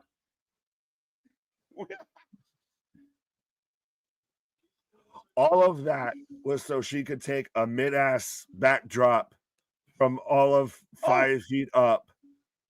What the flying fuck was all of that? When he's rubbing people's forehead. Shafir's a bleeder. Everybody's bleeding at this point. The bleeder counter's broken, but behold death, and it rode a pale horse. Is this what the fuck? Dude, is this not kind of indicative of Tony Khan booking of like, you're doing good, stay the course? And he's like, watch this. And he just the overindulgence of all this speaks to, I bet a spoiled brat is rating this show. I I just guess. Oh, it's so a bit funny. Of, but wait, there's more. Well, and they were doing good. Yeah, but you have Cooper saying, I like this. Mirror. I'm super entertained. Oh, now Shafir's holding the mirror. She's holding the mirror. Cooperation. You know what I do when I'm on Dream Street? Yo! Shit! Tony eats the mirror. Mina checks on her. Mina's gushing. Oh, another one. Yo! When the fuck did that? Did she get cut with shrapnel? They were so busy showing that whole Mercedes shit that you're missing other people get gashed open. Yo! Oh, on the stanchion, on the shit that connects the ring. Oh. Overall. There's a lot of shit that's really good. But there was a big chunk that was grizzled, fat, unnecessary, didn't need to be there. Just bullshit. Oh, we're getting a figure 4 with the baseball bat. Top that, Mox. Where did the mirror even come from? Mina Shirakawa is what the fuck? Shafir just steps in it and puts glass on her feet intentionally and stomps on her chest. Yeah. And they're all holding Tony. Mina's going to eat the pin here. And the baby faces. Look at this ending, dude. Look at this ending. Oh, did she just hit Mina in the face by accident? Oh, she clattered her fucking skull, and it's Shafir, I mean. Well, Megan Bane's whipping her with the belt as they're holding back Tony He's gonna quit. and forcing her to watch this, forcing Tony's to gonna watch her surrender. friend get choked the fuck out. And the Now, does this end this, or does Willow come in like a superhero? Where are all the baby faces? We don't even know. On the outside of the ring, Jamie Hayter took a spin out there. They're right there. No, Willow's the only one there. Willow, get up. Someone poke her. And wait, the one girl went through the hole. Why can't the rest of them go through the hole? Tony's up. And now still, fuck the match. I'm still just beating the shit out of you. This bell don't mean shit. You're still there, man. Shafir is laughing right now. Whatever just went wrong, she's laughing. No, I think that was meant to happen. But you know for a fact, though, that you're not going to have both heel teams win tonight. It's over. Yes. What happened?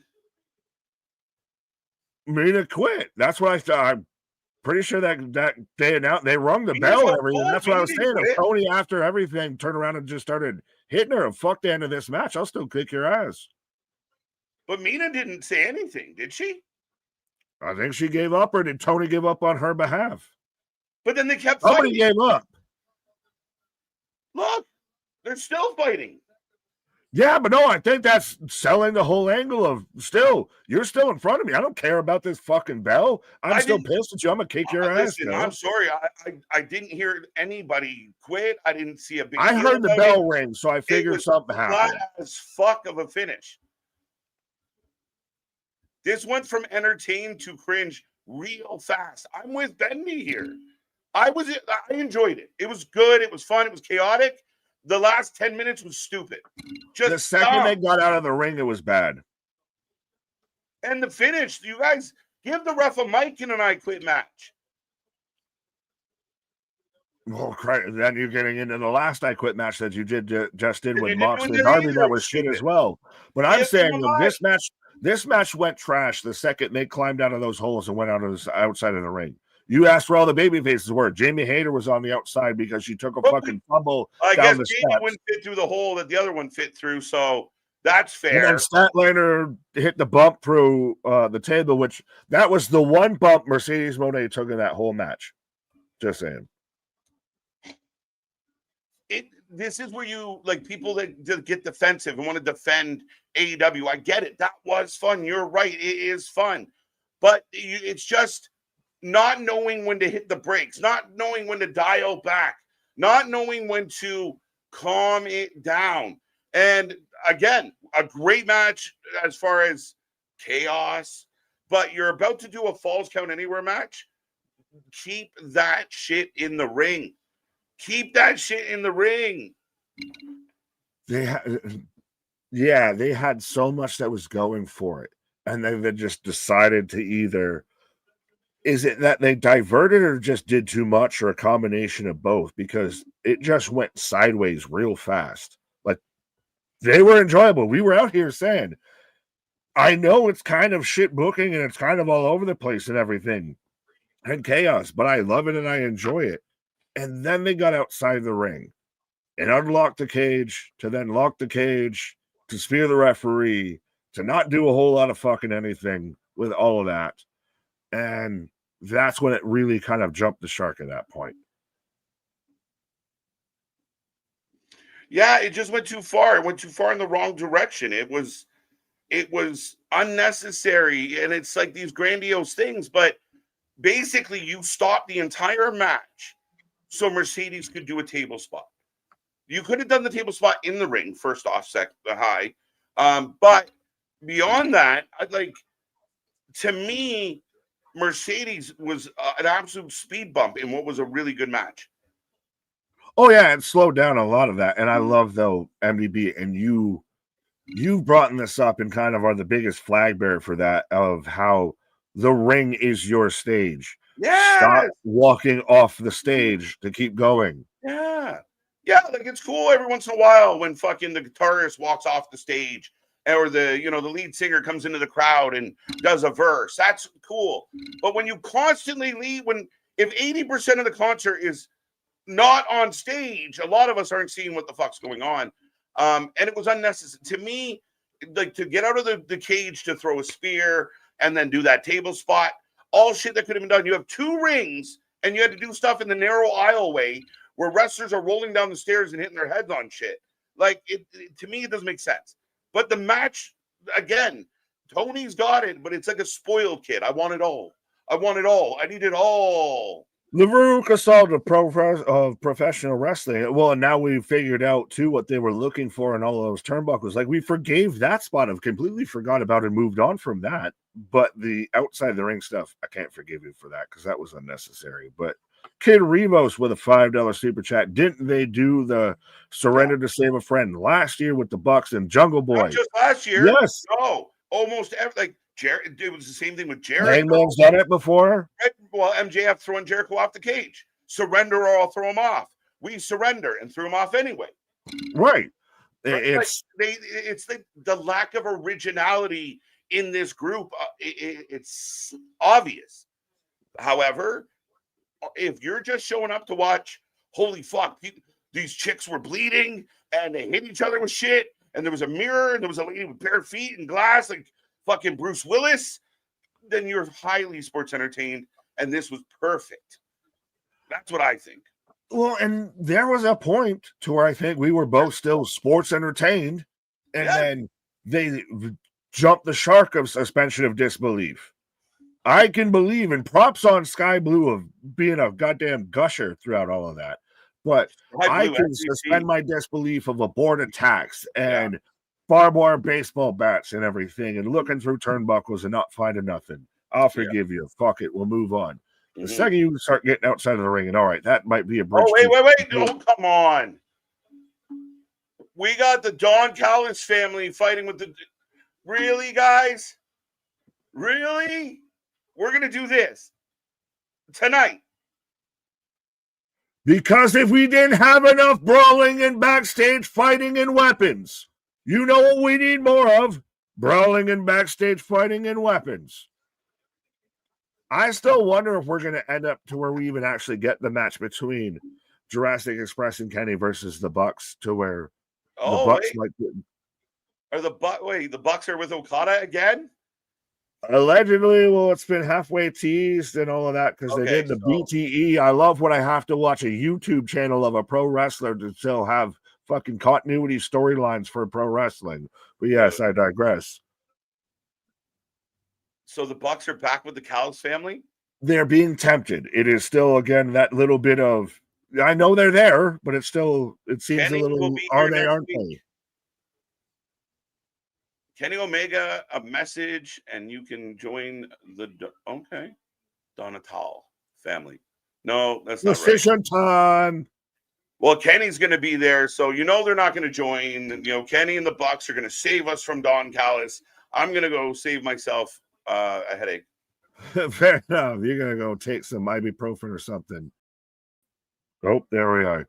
As yes, they're hyping up of the $1 million match of Kenny and the Jurassic Express taking on Josh Alexander and the Young Bucks as Kenny Omega returns on the live 3-hour special next week of Dynamite and Collision in Boston, Massachusetts, where another company just so happened to be recently in Boston, Massachusetts.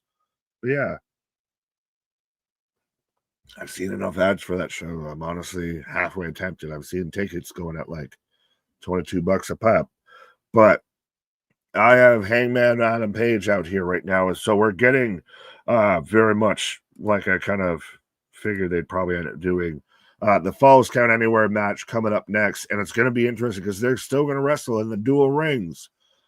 Now, this is a little bit of just, we're just going to tenderize Hangman before his match, right? Because who's going to come out and help him? It's not going to be the Bucks. It's not going to be Kenny. Who's going to be out here to help him? So I would assume you're going to end up having Joe come out here. Shibata. There's no reason why they wouldn't. It's a Falls Count Anywhere. Hobbs is Give me Powerhouse Hobbs and Olafemi in just the biggest beefy boys, big meaty men slapping meat paws. But yeah, on all of that. Wesley, what up? Next week it's 3 hours. Yes, next week. Next week is 3 hours. Roppongi Vice versus AJ Boom. Well, it's RPG Vice because Roppongi Vice is Show and Yo. New Japan Nerd was showing there for a minute. Sorry. But yeah, it's Rocky Romero and Trent Beretta versus AJ Boom and QT Marshall on the pre-show, as well as the Acclaimed are actually kind of sort of back together, taking on TBD on the pre-show. So says Wikipedia. But yes, folks, let me know who you're taking for this match. I don't believe it is for the title. So says again, no, my Lord and Savior Wikipedia. But Hangman already here with the busted up ribs. Hey, didn't we just see that earlier this week? Actually, we just literally saw that last night with Ricky Saints. Yeah, we got a Falls Count Anywhere match right now between Hobbs and Hangman Page. So let me know who you got. Paul Scott, 3 hours of this is not needed. Yeah, rip the turnbuckle off. They didn't even try and undo it, just ripped it off. That's Hangman's trying to do the same. Oh, he finally does it. He finally gets it. He got there. Needed, warranted. It's all.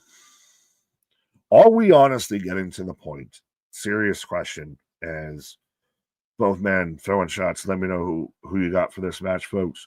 Are we getting to the point to where Collision's about to go the way of the dinosaur?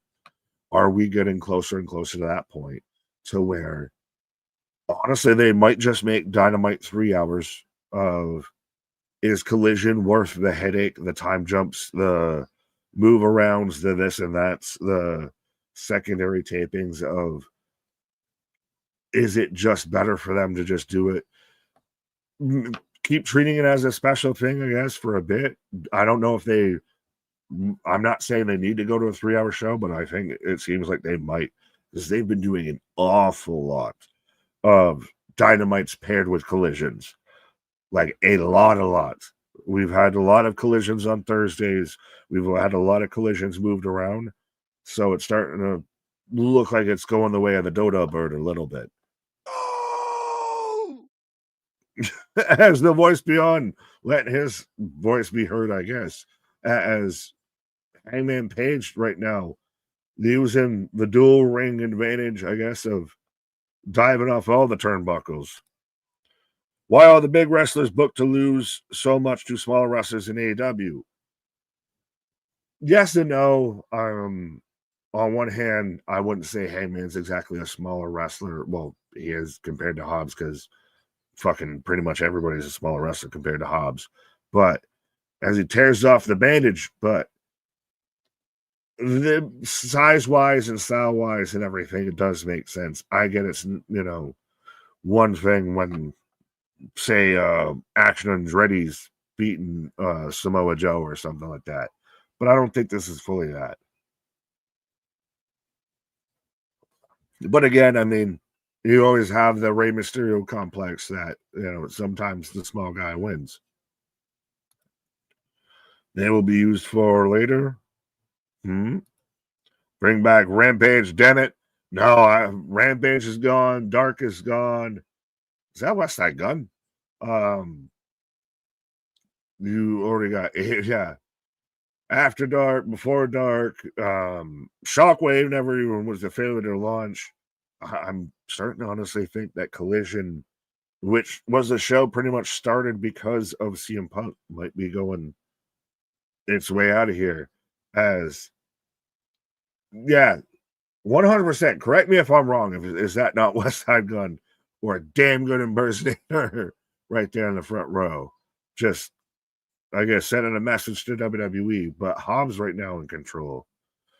Claw 2, I see you. I miss Rampage. Yeah. I don't. Keyshawn, let's go, Hobbs. Whip it, Hangman, right into the barricade. Joe interferes. It would make the most sense for Joe and Shibata and everybody to show up and get involved in this. This is just tenderizing the man.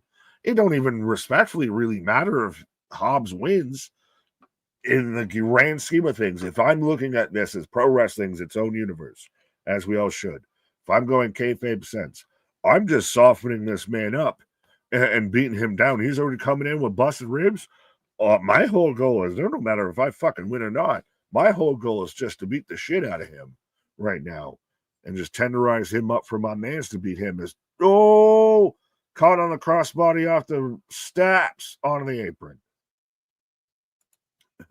No, that man's going to be wearing, a whole different set of pinstripes here in a minute. As Hobbs just staring down Shivani, oddly.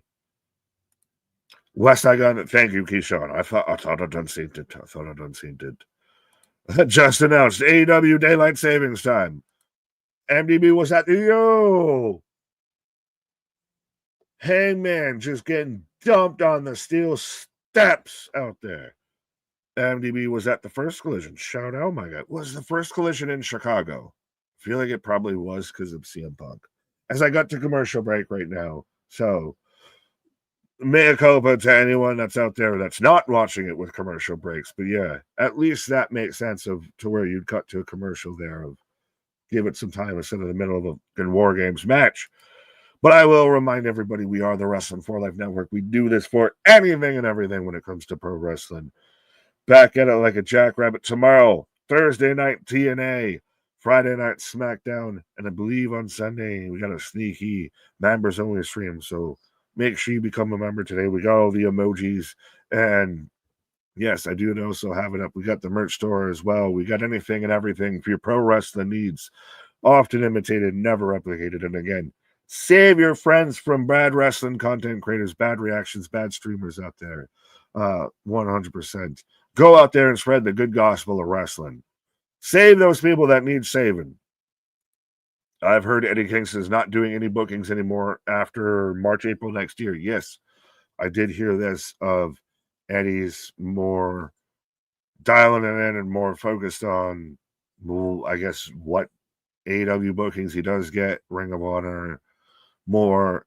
And again, Eddie's a bit of an older guy coming off of a major injury and all of that. It makes sense to me if he's the guy that might want to start to kind of wind it down and, more like kind of get all his ducks in a row a little bit and everything like that. I understand. I still wish more for Eddie and wish that he was done better and done, proper. But it makes sense of him to not be going out to here and going out to there doing this when he's still recovering and he's up there. He's up there. He's got miles. Nick, will it be you and Anthony tomorrow?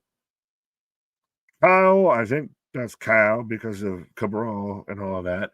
I will say this. It will at least be me and KJ. Whether there may be an Anthony sighting or not, cannot confirm, but also cannot deny. You're going to have to tune in to find out. Powerhouse Hobbs talking to Hangman, and he puts Hangman back down. Thank you, Bradley. I guess you got the... What feed are you watching that you still got stuff and everything? But yes, TNA is live tomorrow from the Performance Center at Full Sail, and even they have, Turning Point, I think, this Friday.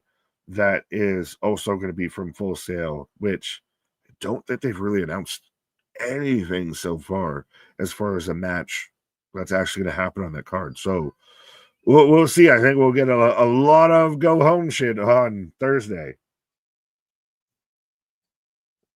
As I'm back in action as Hobbs running, slamming in the ring post, the unprotected turnbuckle on the Hangman. Hangman rolls back.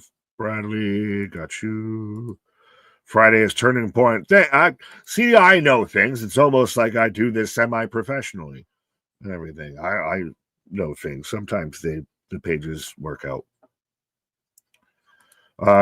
Turning Point has one show to book itself. Yeah, that's going to be interesting. and we'll be here tomorrow for it. But Hobbs right now is still, and I know again, on one hand, this match doesn't make sense, but at the same time, it does, because speaking of things that make sense and don't. What the? Anyway, finish your thought so I can jump on it.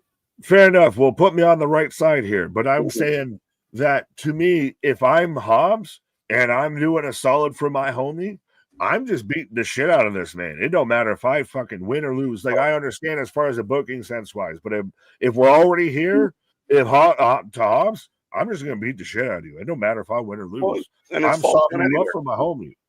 Back. Oh my god! Oh, holy shit! My hole. Was he supposed to land on? No. Was he supposed to land on the table? I don't know, but I'm certain he wasn't supposed to land on his tailbone. But dude, there is a little bit now. The bad timing maybe on my part, but they just went into the crowd, so the crowd picked up a little. But there was a clear like energy vacuum that happened. Well, yeah, we just watched fucking Blood and Guts for a good bit here and everything. Trust me, this is a lot of. You said it earlier. This is really weird. This is your world championship feud, and it's in your take a pause for the cause pause. Yeah, like you're about to take a pause for a cause. I just took one. Other people went and took, to stretch their legs out. It happens. Like, again, this should be something that's not this. And you could have probably squeezed into upper middle card matches, but moonsault, that was nice. This could have been the main event of a really nice Dynamite. This is gonna be better than your fucking pay-per-view match in 2 weeks. No, I still think that Hangman and Joe will tear it down. But I also say that this could have been the main event of a really good Dynamite. And I brought this up, and this will be the last thing I want to talk about before I go on a pause, is Hangman set up for another goddamn move. But are we getting the way? Is Collision going the way of the dodo bird? Next week's 3 hours. We've seen a lot of 3 hours of Collision paired up with Dynamite. It's been moved and adjusted out of its time slot quite a bit. It's only getting moved and adjusted because of the time of year. And this is the problem with being there on. But this couldn't just say fuck it and just do a 3 hour, 2.5, or just put them together. Yo! Spinebuster, properly placed table. Nice spinebuster by Hobbs. Hobbs slow to get up, as you can imagine. But my issue, I don't know, but it could be better, man. It's got to be better. Well, make it make sense. Well, is this going to be addition by subtraction? I'm going to make it make sense here, and I'll be back at it like a jackrabbit. There you go. Nick taking a pause for the cause, folks. The show rolls on. We got triple digits in the chat, and I got Hobbs. I got Hangman both walking up the stairs. Some fans getting bumps in. Let's go. Oh, we're going up top. So, again, it's crazy. And if nothing else, like we said earlier, I mean, the action's been fun. It's been energized. We've been kind of steaming ahead. What I was about to say, Nick, this feels like a top mid-card main event for Dynamite. Whatever happened between you, Nick, but I will echo that sentiment for sure. Again, there's nothing wrong with this match. It's just the timing of it, the placement of it. In the middle of 2 Blood and Guts, not my favorite. A couple weeks away from Full Gear, not my favorite, as Hobbs is balancing himself on the railing, Page throwing bombs. What is happening here? Again, we're doing all this crazy shit. I mean, maybe that's the goal. 2.5 hours of crazy shit. Took his boot off. Boot to the face. And Hobb wobbles. Oh, wow. We had an exploding table.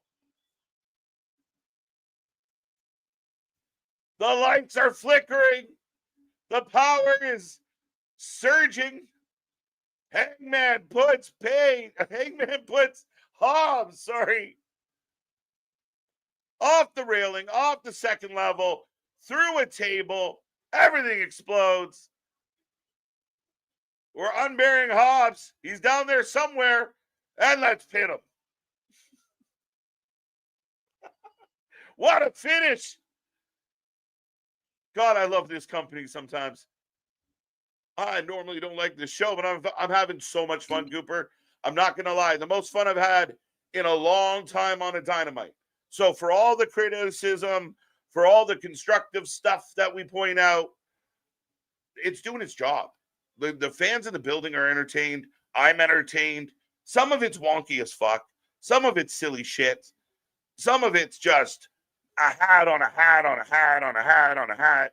I don't know how many hats you can have. But my God, it hasn't been boring. Now, why did that table explode? Shibata! What? Man, they should try this every week. Every week. Here's my challenge to Tony Khan. Fuck it. Just go full gas and do this every week. Every week have fucking War Games matches, 2 rings.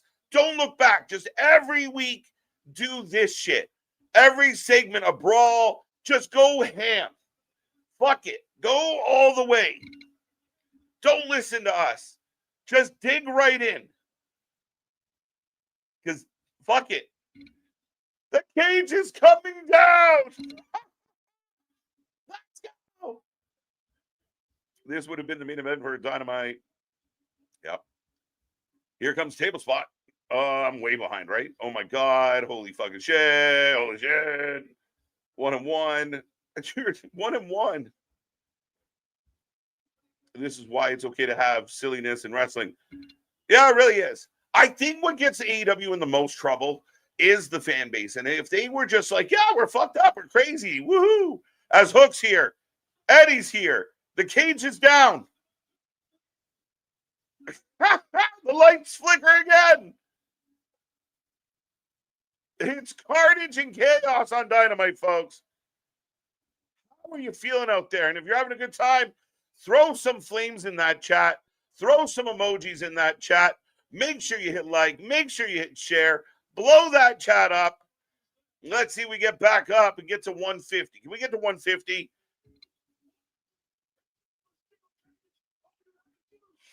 So it's going to be Joe. It's going to be Joe Hangman in a cage in full gear. Leave Shabbat at home.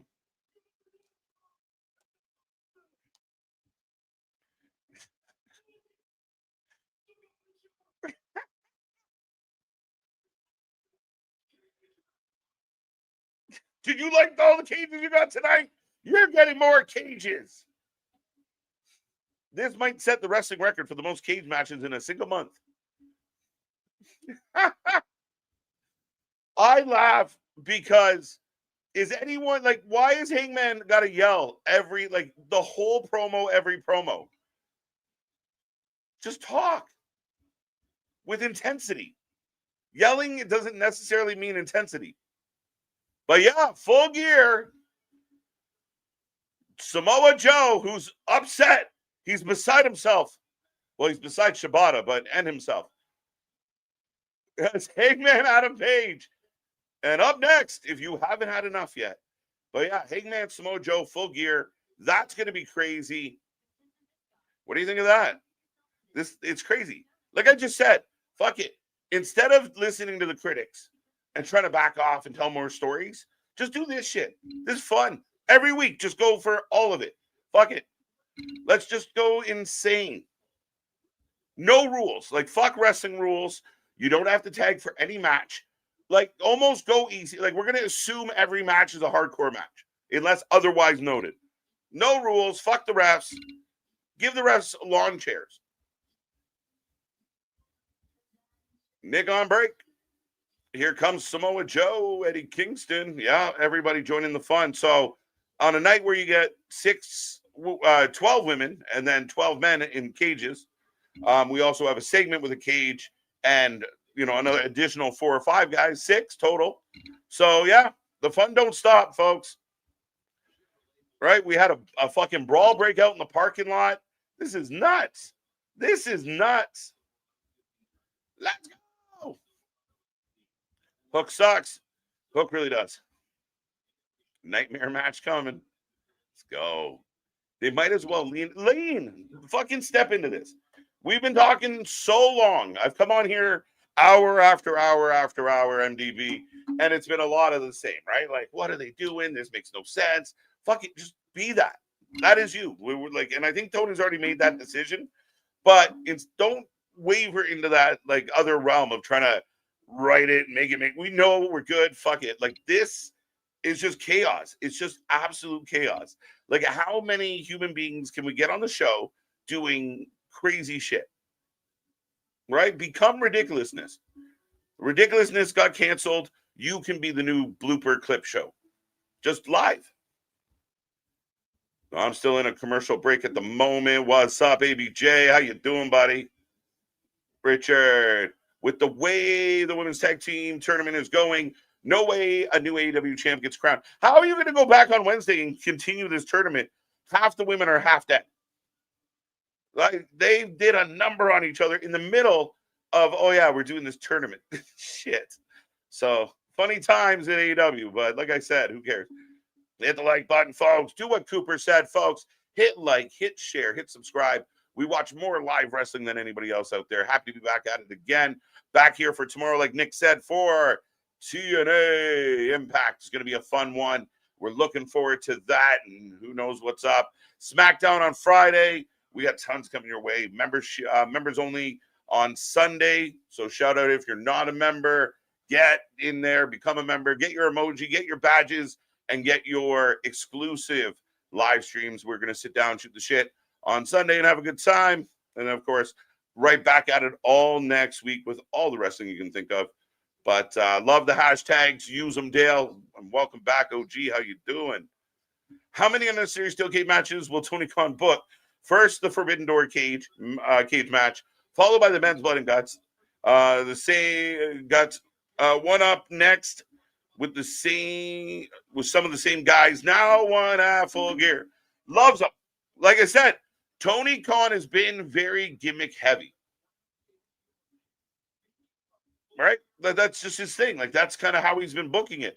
It's the gimmicks make up for actually giving you good pro wrestling in a lot of ways. Now, can we have fun? Yeah. Does it qualify as we put on the best pro wrestling matches? That might not be true. When your show is starting to look like a GCW show, I mean, like, I hate to agree with Jericho, but like, TNA looking good, trying to have good stories, and try to put on a quality product. We're going to be here live for it. There's intrigue about it. They're selling a good amount of tickets. But Tony's in the ring. Shivani, not Khan. Tony has a mic. Tony has a mic. Oh, shit. Death Riders lose and Moxley get kicked out. I'd be shocked. Richard. Again, it wouldn't, anything's possible, but I'd be a little shocked. All right, Tony Schiavone. Ricky, the Dragon, Steamboat. Well, man, I was a fan. As a child. Ricky. There you go. Ricky, the Dragon, Steamboat in the house. Now, there's another gentleman that's supposed to be here. And I always wonder, and I hate to stir the pot, but it's kind of what we do here, right? Now, if you were a fan out there that was very upset for certain people being used in WWE for reasons outside of wrestling, how do you take to a situation when your company does the same thing? And I'm not talking about Ricky Steamboat, for the record. Just curious. No shade. Serious question. How do you turn a blind eye to your company doing the same type of dealings as another company? I mean, is it just too hard at that point? Just let it go and realize wrestling's kind of carny and chaotic and they're going to do what they do? An hour for the men's. Yeah. Right now, we're going to get this segment. I thought there was supposed to be another Ricky here.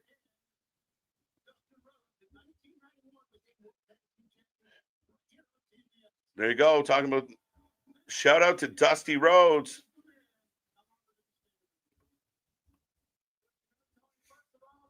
The gimmick just proves the best that wrestle isn't there. Yeah, Frankie, I agree with that a lot, right? Like, I want to see if this is where the best wrestle, give me some really solid one-on-one singles matches, gimmick free, just about, okay, wrestle. But if every match, like I said, you stay in the ring, so when you go outside of the ring, it's not like I don't like wrestling outside of a ring. It's just when you do it, I want it to kind of feel like, oh, that's cool. It's the same thing in WWE with the fucking the break apart fucking timekeeper spot that we get all the fucking time.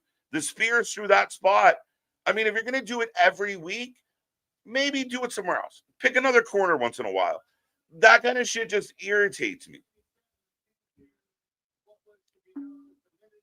So Ricky right now is just telling a story. Well, anecdote with Ricky. Question with the reports that Becky Hogan and Rhea Hogan will face Steph at WrestleMania. Who do you think will be a good idea? Still think Liv will win the Rumble. I think Belair is going to win the Rumble. So that's where we're going to have a problem, or at least a difference. My God, I think that Liv's in the mix. Oh, we got company. Oh, I'm sorry. So FTR here to fuck shit up. The Step Brothers in the house. Oh, speaking of Step Brothers. Now we have so much more room for activities. Yes. FTR are here to talk to Ricky Steamboat. I was out here thinking I was going to come back on a Ric Flair spot, and little did I know I'd be coming out on a Dax Hardwood spot. Well, they did announce that Rick was going to be here too. Has that changed? Allegedly.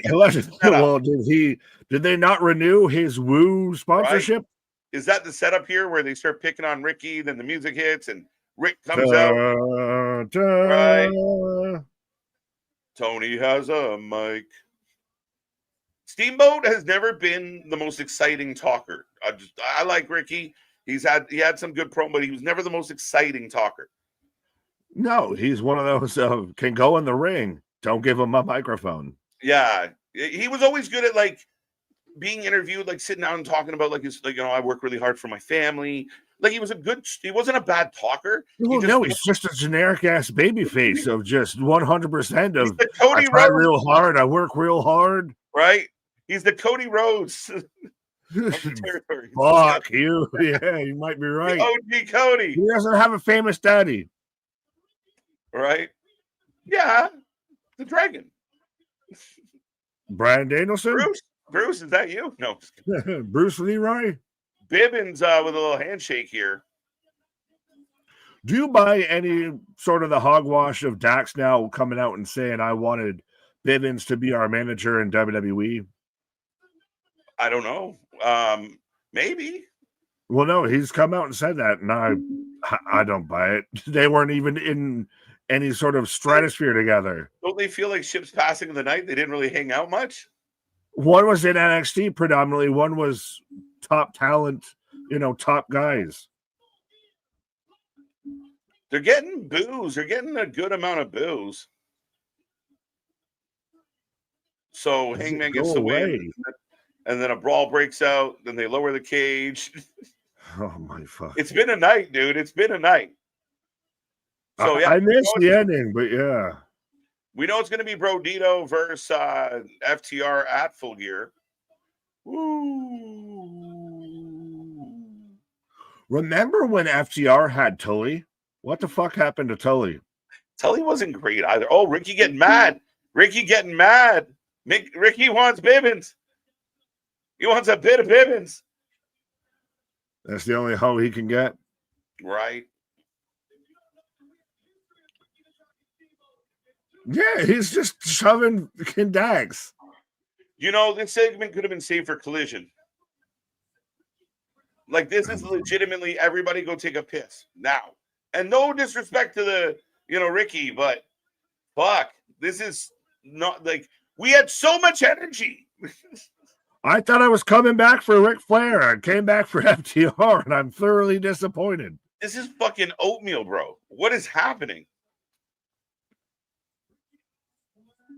Oh my Jesus Christ. This segment's going way too long. Even if you like this segment's going way too long.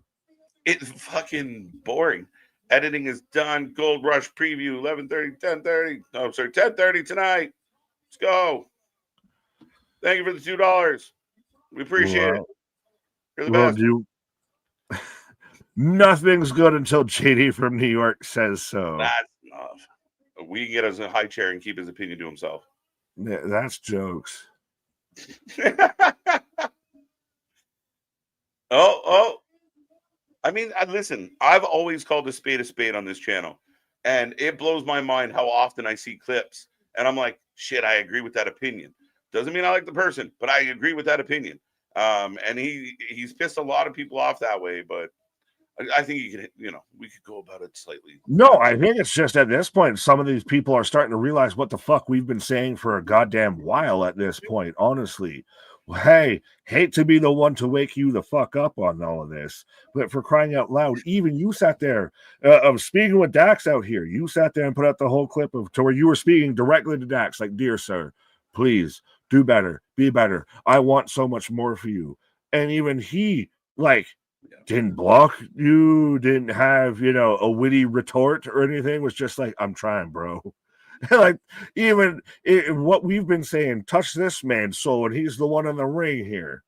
Right. Dude, we are fucking eating minutes right now. Yep. Because we've still got an hour left of this show. Okay. Yeah, and I get it. We're about to amp right back up, but this you would have been better off just putting a screensaver on the TV for 15 minutes. Oh, as they get grabs him by the face. This is awkward. I'm still waiting for Flair to come out here because wasn't Flair advertised for this? We're waiting.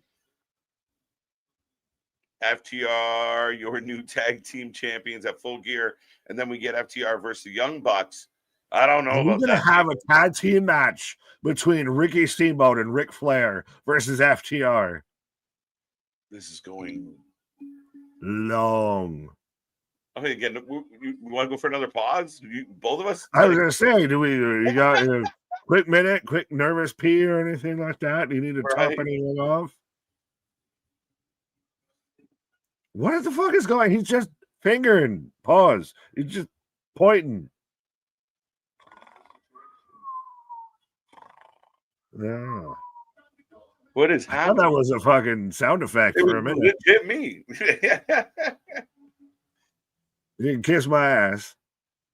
Why don't they just punch this old bastard in the face then? If you're supposed to be these big bastard heels and everything, why are you sitting there getting talked to by Granddad? You just grabbed him by the face. Isn't that like the apex of the moment? Like, yeah, it's like the UPS driver when you get in his face and he punks you out. Like, okay. Once you get face mushed, do you grab a mic and start talking again? No, you swing. Right? Like, oh, sir, you just rubbed my face. Oh.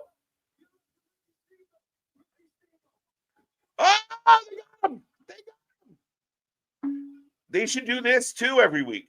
Bring in other legends. FTR, the new legend killers. But they could have done this like here we go. A long time ago. He's gonna take Brodito. I thought again, where the fuck is Flair? I didn't announce him. We were waiting for Flair for 15 minutes. Where were you guys 20 minutes ago? Well, even then they could have done all of that 5, 10, 15 minutes ago. And another brawl. What the fuck was all of that? I think Tony's trying to set a wrestling record for most brawls in a fucking night.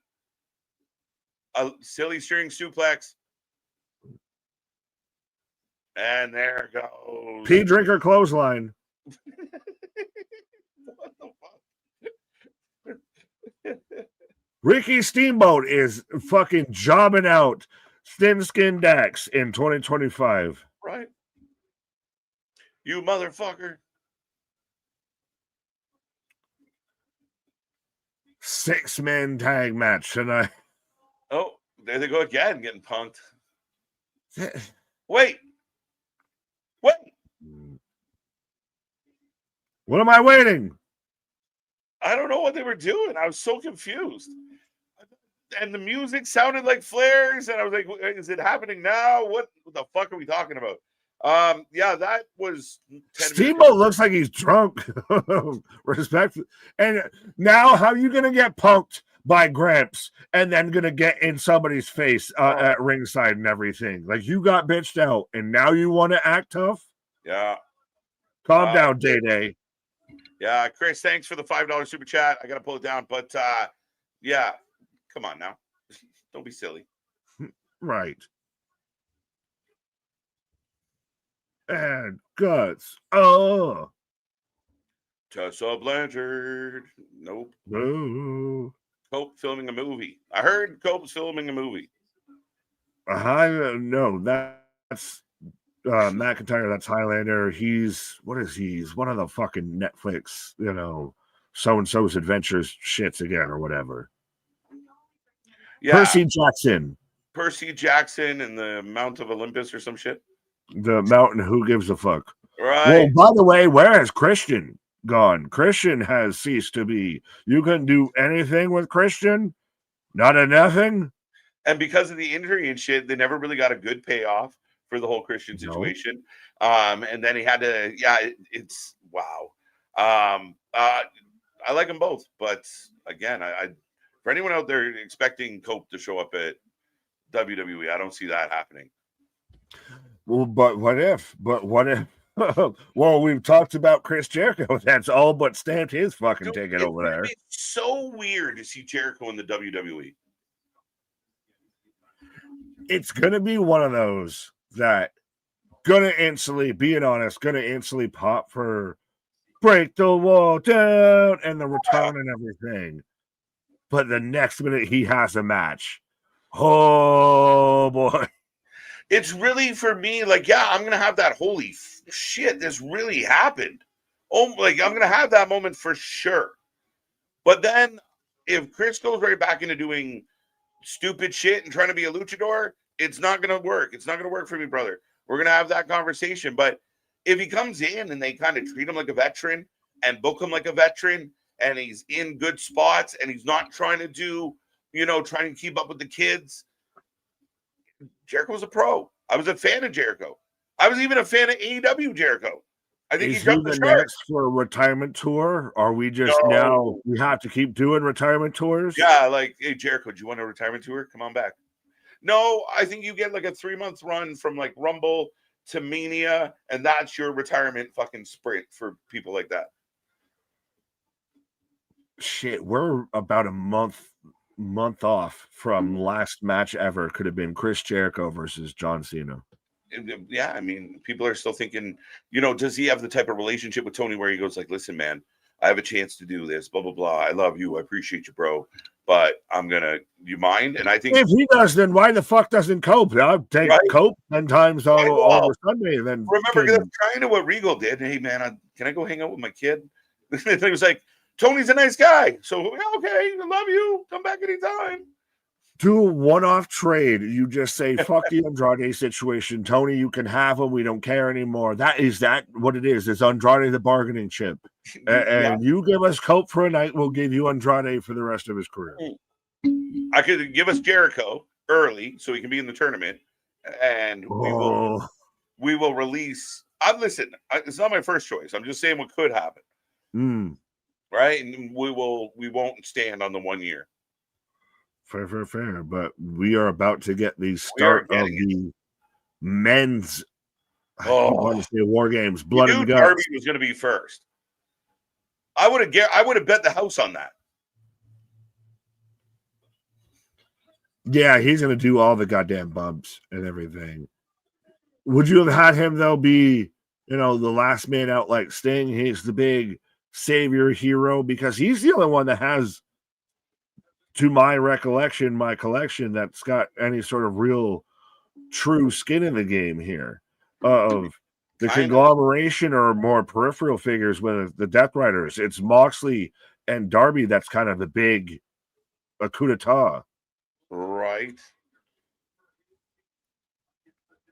Pac up first, maybe? I'm guessing.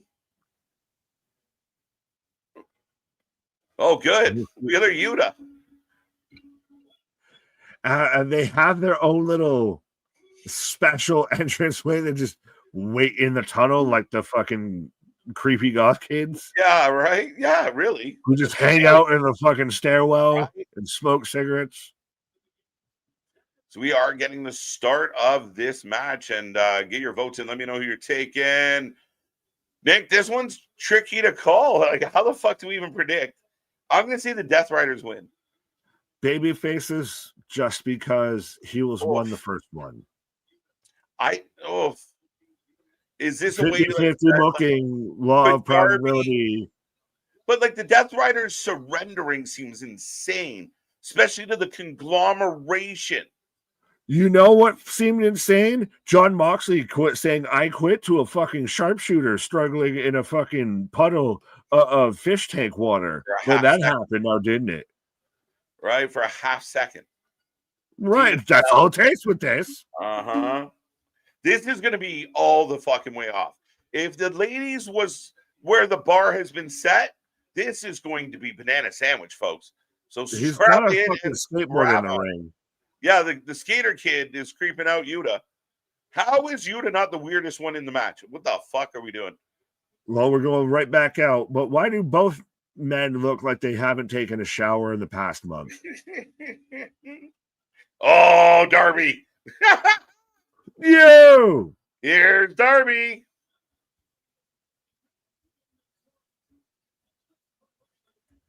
Let's go. See, now this makes sense when they're fighting outside of the ring, because, hey, guess what? The match hasn't fully fucking started yet. Yeah, but if you were going to do this here, maybe don't do the false count anywhere, and maybe leave the ladies in the cage for the whole thing. Well, yes, regardless, but yeah. You know what I mean? Like, okay, ignore Adam Page. Who gives a shit about that one? Well, I agree with you, but I'm saying at the same time, you should have just had the women's match stay in the cage, regardless, because nothing that happened outside of the cage really meant worth of a fuck. Right? No, and I would agree with that. Okay, and yeah, don't do it at all. But if you're gonna think about it big picture, Tony. And I don't know, is it that he's just not aware? Like, is Tony finding out what they plan to do with us? Like, is he sitting in Gorilla being like, "Oh shit, I can't believe they did that"? Like, that's great. I'm not saying you're not wrong. Right? Like the producers set it up with the guys, and they're like, yeah, I just picture like Tony Khan. Someone get me a video of Tony Khan doing the Joe Rogan. When Tony finds out what's happening on his show. That's what they cut out of the film that they showed during the backstage All In brawl out and everything like that. They cut away from Tony doing I need an AI video of Tony Khan reacting to. God. I want the Joe Rogan reaction. Tony Khan explaining how he feared for his life. Right, but here's Tony Khan, like, they just caption it, fucking. When Tony finds out what's happening on Dynamite this week. Oh, yeah, Tony watching Blood and Guts. Oh, so funny. Yeah, so we're still just down to Yuta and Darby, and we've got the better half of an hour here. That was pretty cool. Spider-Man. Coming, bro. That was pretty cool. The bounce, the catch the cage and into a coffin drop. Well, that's the thing. Darby has good shit, but Darby's been used and misused throughout all of this. Everest was a literal and figurative mountain in the way of everything. It really was. Again, just pop box. Oh, he's got the skateboard. Do a kickflip. Oh, but he broke his axle. Oh, it's got the thumbtack. Coffin drop. Hashtag BBQ Mox. Oh. So Now, I think the kids call that a 50-50 grind. If he's 50-50 on his forehead right now. Right, grinding. Oh, and that blood is tasty. You deserve it gets chanted out. No grip tape on the board. Darby drinks pee on mountains. Yo, did you see the story going around where Brody talked about drinking pee, and that's why Darby... Oh, you mean why I called it the drink your pee clothesline and everything like that? Dude, it comes back around right over my head when you said it.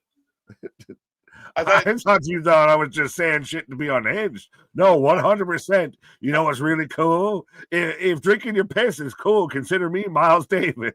Right? I just thought it was your clever add-on to what I had said. So that it went right over my head. I didn't even realize. Well, at least I'm not doing that on your head. I'm at least over your head. So there you go. Like, weird to sit down with a report. Like, we want to be mainstream. We want people to take us serious. So, yeah, on road trips, I wasn't really sure the guys felt about me, so I drank some pee. They love me. It's so fucking metal, man. It's so punk. No, you said the fucking quiet part out loud. Was it your pee? Did you drink the communal bottle? No, well, so I can go into the whole story. It was allegedly his, yes, but yeah. That's too funny, right? Oh, Jane's here. Does he have a Bible in his back pocket? What the fuck has he got in his back pocket? He does look like you'd show up at your door. Have you heard? Have you heard about our Lord and Savior, Orange Cassidy? Yeah, I mean, Tony Khan. Have you heard of our Lord and Savior, Tony Khan? Right. Oh, how do you feel he about broke the glasses? He's serious. Oh, shit. Goes right to the stabbing or punching. It looked like stabbing, but he didn't have a weapon. Stabunching, I think it's called. Stabunching. And the crowd goes wild. Keep up. Glasses on. But he smashed him. What? He put a new set on. No, he put the old set on and just looked goofy. Oh, it didn't work. They were in his pocket. That's a terrible place for them. Oh, so now we have a chain, so you know who's going to get choked with that. We got our first bleeder. Yeah, so we had a collective of 3 or 4. We had almost a whole solid 5. We almost completed the set in the women's match. So there you go. No, by the end, I felt like Mina, Marina, Sky. So there's 4. So was Tony actually bleeding or no? She just had the smeared makeup. Sasha wasn't. Sky. Julia, yay or nay? I think Julia was a yay too. I think almost all of them bled. Well, no, because Thekla didn't. Jamie Hayter didn't. She just sat there and fucking scary movie fell out the fucking ring. Who's the next rider in the house? Stop, drop, shut him down, open up box. Oh, yeah. No. I can't deny it. That's how desperados roll. What's up with the mask, my guy? As here comes Danny. Is he literally down with the sickness coming out here? I can't deny it. Did he think he hit that hit his identity? What? We didn't know who it was? I was just trying to be cool. The face mask. Nick, instant no. We know how Nick feels about face mask. He stayed up though. Full board or none. Don't do this hoodlum shit. That's how you get caught because the shit slipped down. Right? They had to lock Moxley in a room so he didn't maul the women to try and get the blood. Whoa, what the fuck? Allegedly. Not true. Yo, you can have that. I ain't gonna touch that. Locked him down. He was freaking out. There's blood in the building. I need it. I want to drink everybody's blood. Like a shark in it. No, that's Hangman and Swerve there. Ugh. You just got to change. Money Mike, I am a boy, Damon.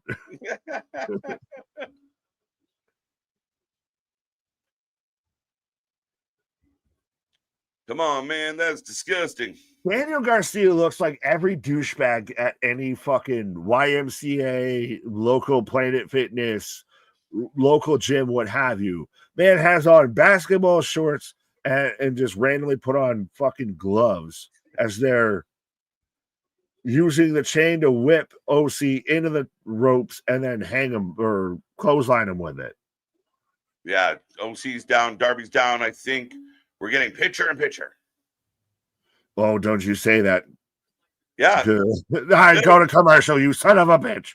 Little Caesars commercial. Yuta and Danny in control right now, folks. I'd go for some Little Caesars. Nick, Kyle wants to know, where's Rick? We didn't complete the Woo Energy contract. Right. He was too hungover on Woo Energy. Sorry, go ahead. Has anyone checked like a local restaurant? Did he stop in to like piss himself in? Is he swearing at local restaurant staff? Is he telling them how he's Ric Flair and they're not, and everything? Right. Oh. Yeah. Well, the dirt sheets let him out, and they advertised it and everything of unofficially, but officially to where you're gonna have Ricky the Dragon Steamboat and Ric Flair out there in Greensboro, North Carolina, a former hotbed of pro wrestling, and calling back to the NWA days. But again, just shitting on the NWA. The NWA is just catching all these strays, and that's the only way they're getting over it. Right. Yeah. We'll just talk about their lineage as if it was ours. Fuck it. I mean, NWA hasn't put up a great fight, I'll say that. They've put up a fight. Yeah. But it looks like Yuta is all over Orange Cassidy. Darby has Danny in the corner, and we just get a stun dog millionaire. Who eats the pin in this match? Yuta.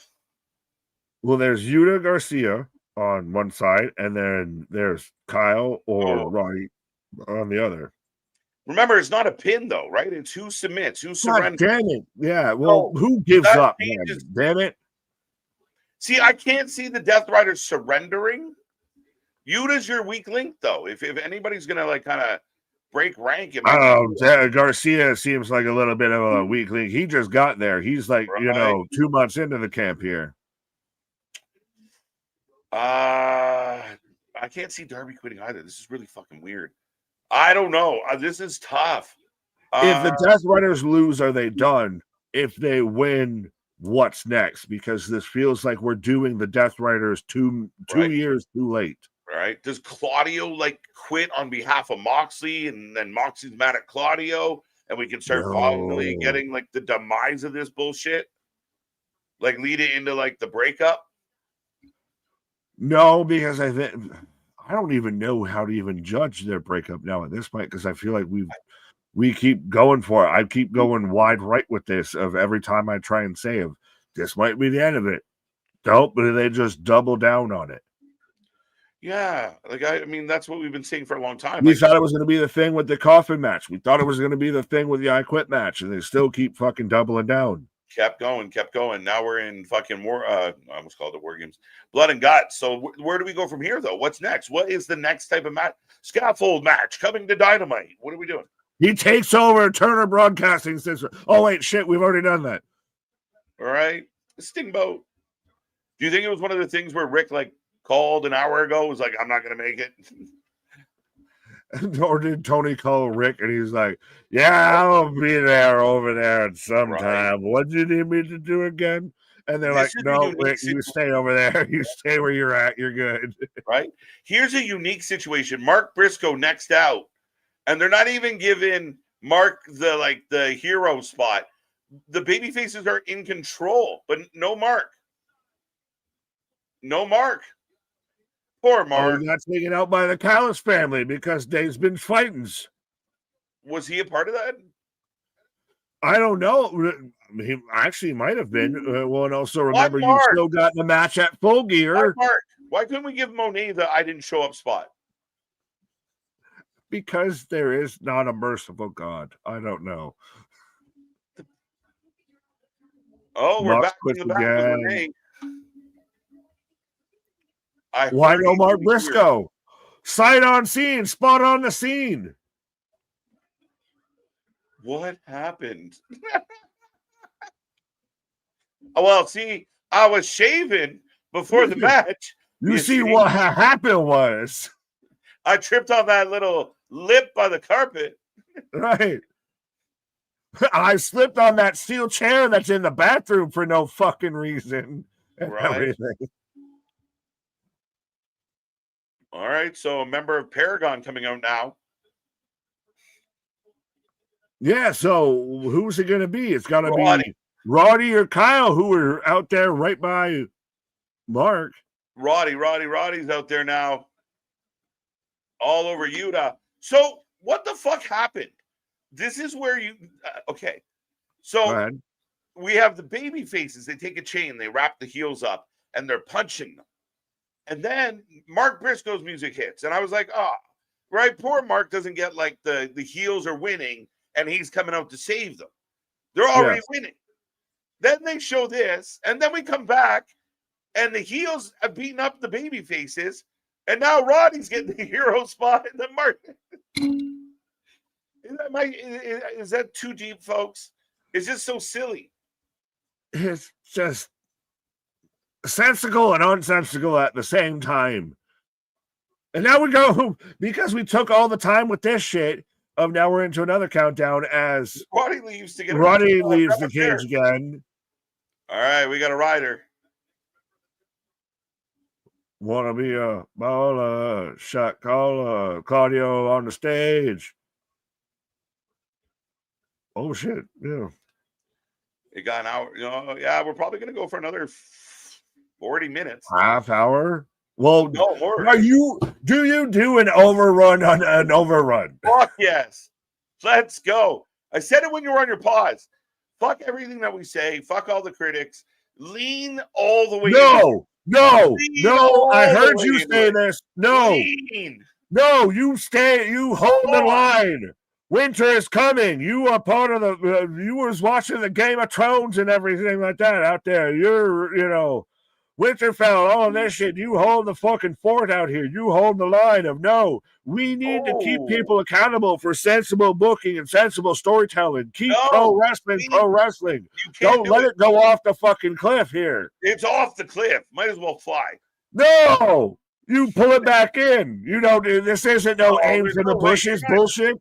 You're not pulling this back in, man. This is nuts. We've had nothing but. You could. We talked about this. This is literally what we do every time we talk about this goddamn company is trying to pull it back from the brink of extinction and extinction.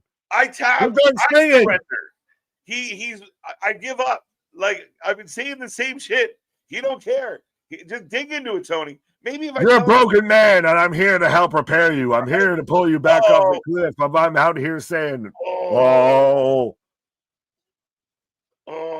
not quite as far as the Wrestle Dream spot. So that's a 9.5 out of a 10. Second place. Shot put Darby spot. Dude, it's poor Darby, man. But Mark Briscoe's been beaten up. So right now the baby faces are a dude short. Oh, we got another bleeder. Roddy's bleeding. Bleeder. BS, no, I'm out here to pull, hold me now. I'm 6 feet from the edge, and I'm thinking, maybe Russo ain't so far down. No. In the famous words of Jacob Fatu, all gas, no brakes, is fucking hammer down every week. Bring the cages every week. I don't care. Just every Wednesday, do all the fucking nonsense. Barely have a promo. Just beat the shit out of each other. Real quick, when the fuck have you seen that of literally like the Mexican surfboard into a European uppercut?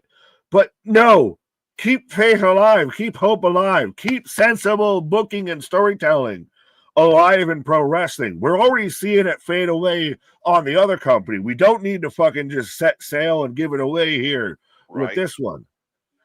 Somebody said HBO Max sucks. I wonder why. More thought to that, but I don't know if you have insight. I can tell you why. Well, do the super chat and then tell us why. Well, I'm not going to do the super chat. I didn't do it, but I can tell you why. Tell me why then.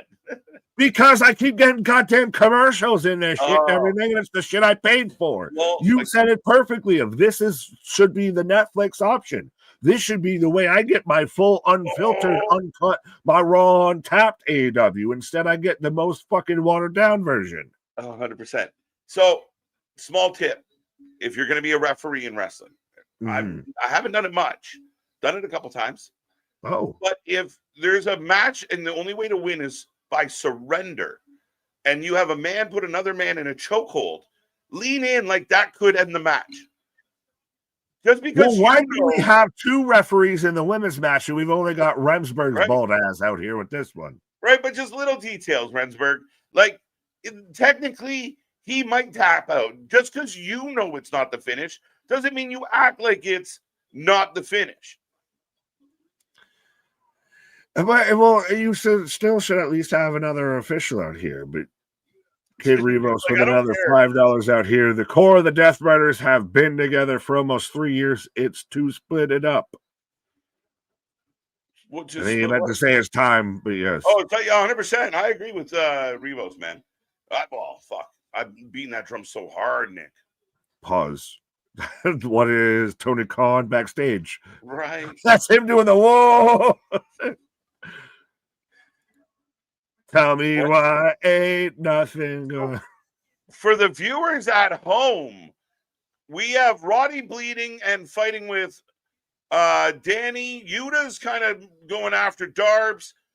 Kyle O'Reilly and Claudio are kicking each other. Yeah. And OC's alive. We're good. But now are we going to get a surprise because it's an odd man out? We're going to, unless we get a Mark Briscoe Heroes return, it's going to stay at an odd man advantage. Does he come out labored? Is that the move? In labor? Oh, what? Shit. Naomi? Yo. Did he just fall? No. Oh, yeah, he did. I didn't even know there was room in between there. There isn't. He made it. He stretched that bad boy out a little. Well, that's what they're doing with this match. Some slow brawling right now. We got lots of time on the clock. Who split up first, the Death Riders or Judgment Day? Shit. That's the tortoise versus the tortoise on this one. Yeah, I'm getting a tortoise on a fucking commercial. But yeah. Well, with Dom losing, and anyone out there that's saying that Dom got buried, shut up. Stop listening to them. Yeah, you're wrong. I'm sorry, you're wrong. Well, actually, not sorry, you're wrong. You're but wrong. I still want a Finn versus Dom payoff at some point. I don't know what the payoff is anymore with Moxley. It's not even Darby anymore because, hey, guess what? We burned that out too. So what is the end game with the Death Riders? Just implosion? That's the thing we've been waiting to find out for so long with this, Nick. And I feel like this is well past its expiry date. It's turned green. It's time to chuck it. But yeah, the Judgment Day definitely feel closer in that way because I think the Death Riders could win tonight and, onward and upward.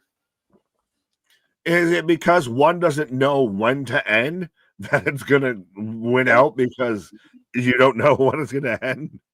That is this show summed up perfectly. Like, as I've had a lot of fun tonight. I've really enjoyed it, but they don't know when to stop.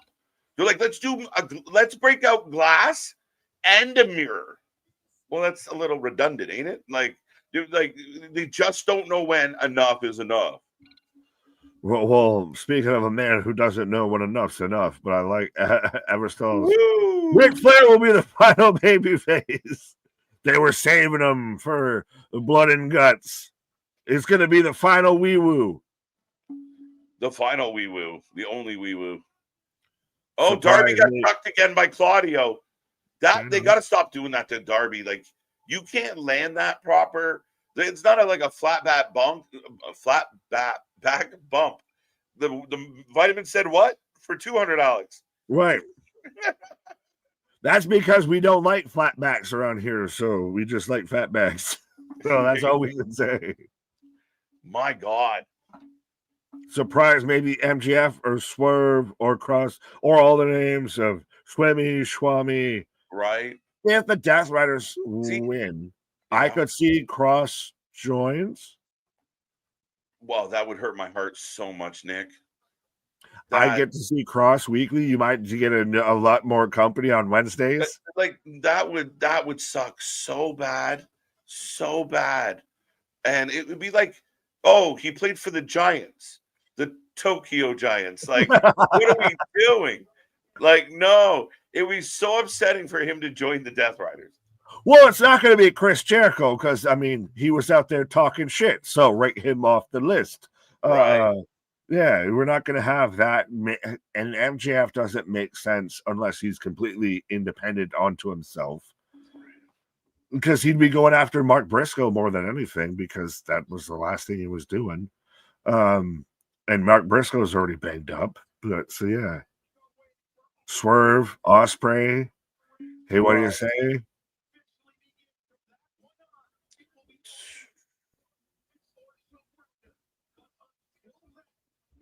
What the fuck is Daniel Garcia just having a full conversation with Kyle O'Reilly in the corner?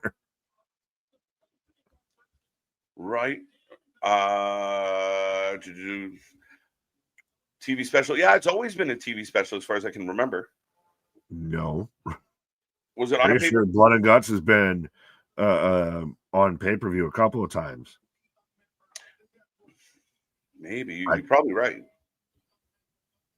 I think that's why we're saying it probably should be on a pay-per-view besides just literally what it is. But I mean, Christ almighty, you had it out there when it was Kenny and Kota Ibushi, the 3 matches that he's actually had in AEW to where he wasn't injured.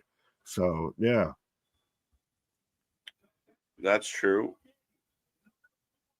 Jackson, Detroit, Little Caesars, Blood and Guts, Collision, or Coliseum, sorry. I'm just trying to see. Yeah, none of them say. Like I said, I could be wrong, but yeah. No, live on TNT. Jay Ortega, HBO Max stopped the stream right before the main event. Anybody else? Not I, because I'm watching on HBO Max. Did that happen again? I heard like podcast. Oh, right into the bullshit with Mox. With the full tools. Who's ready and to just bleed? instantly just gigging everybody. You get a force me. This is a bloodletting. This is a cult, and this is a bloodletting ceremony. Like, this is fucking nuts. The guy is a fucking masochist. I just thought I was watching pro wrestling. You turned it into a whole fucking ritualistic thing. Why is Pac lost? Pac doesn't like to wrestle. Oh, never stab you. Now I stab you. Don't give them blood. Oh. Yeah, let's other stuff. Oh, stop that shit. That's gross, bro. Oh, not a mark on him. Yeah.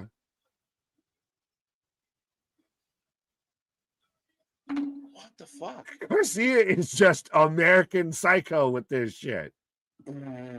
Oh, we lost Darby. No, we lost Darby. The Wicked Witch of the fucking East. Is he okay? No, now he's gonna go under the ring and come out with a fucking a flamethrower and everything. He should pop up through the ring like Kane. Moxley's out of the cage. Oh, he's over here looking for. Oh, I left my. Well, we don't have a full 5-on-5, so we don't have an official referee whistle locked in and stocked in. Yeah, because now we're getting the final countdown of this should be where. Now do you get the heroes? Briscoe. Yeah, we're gonna get a surprise pop here. It could be MJF, but I don't know if that makes a lot of sense. No, MJF doesn't make sense here on the babyface side. Stop it! What the fuck is he? It's part of the broken mirror. Part of the broken mirror from before, and he's just sawing away like he's trying to build a fucking a birdhouse in shop class. Is that a broken picture frame? Voice of Renee Paquette? No, it's the part of the broken mirror from earlier. Oh, good. Ladies and gentlemen, come to AEW for only $29. Family fun for everybody. What the fuck are we saying? So give them blood. Blood. Let's now. Briscoe's out.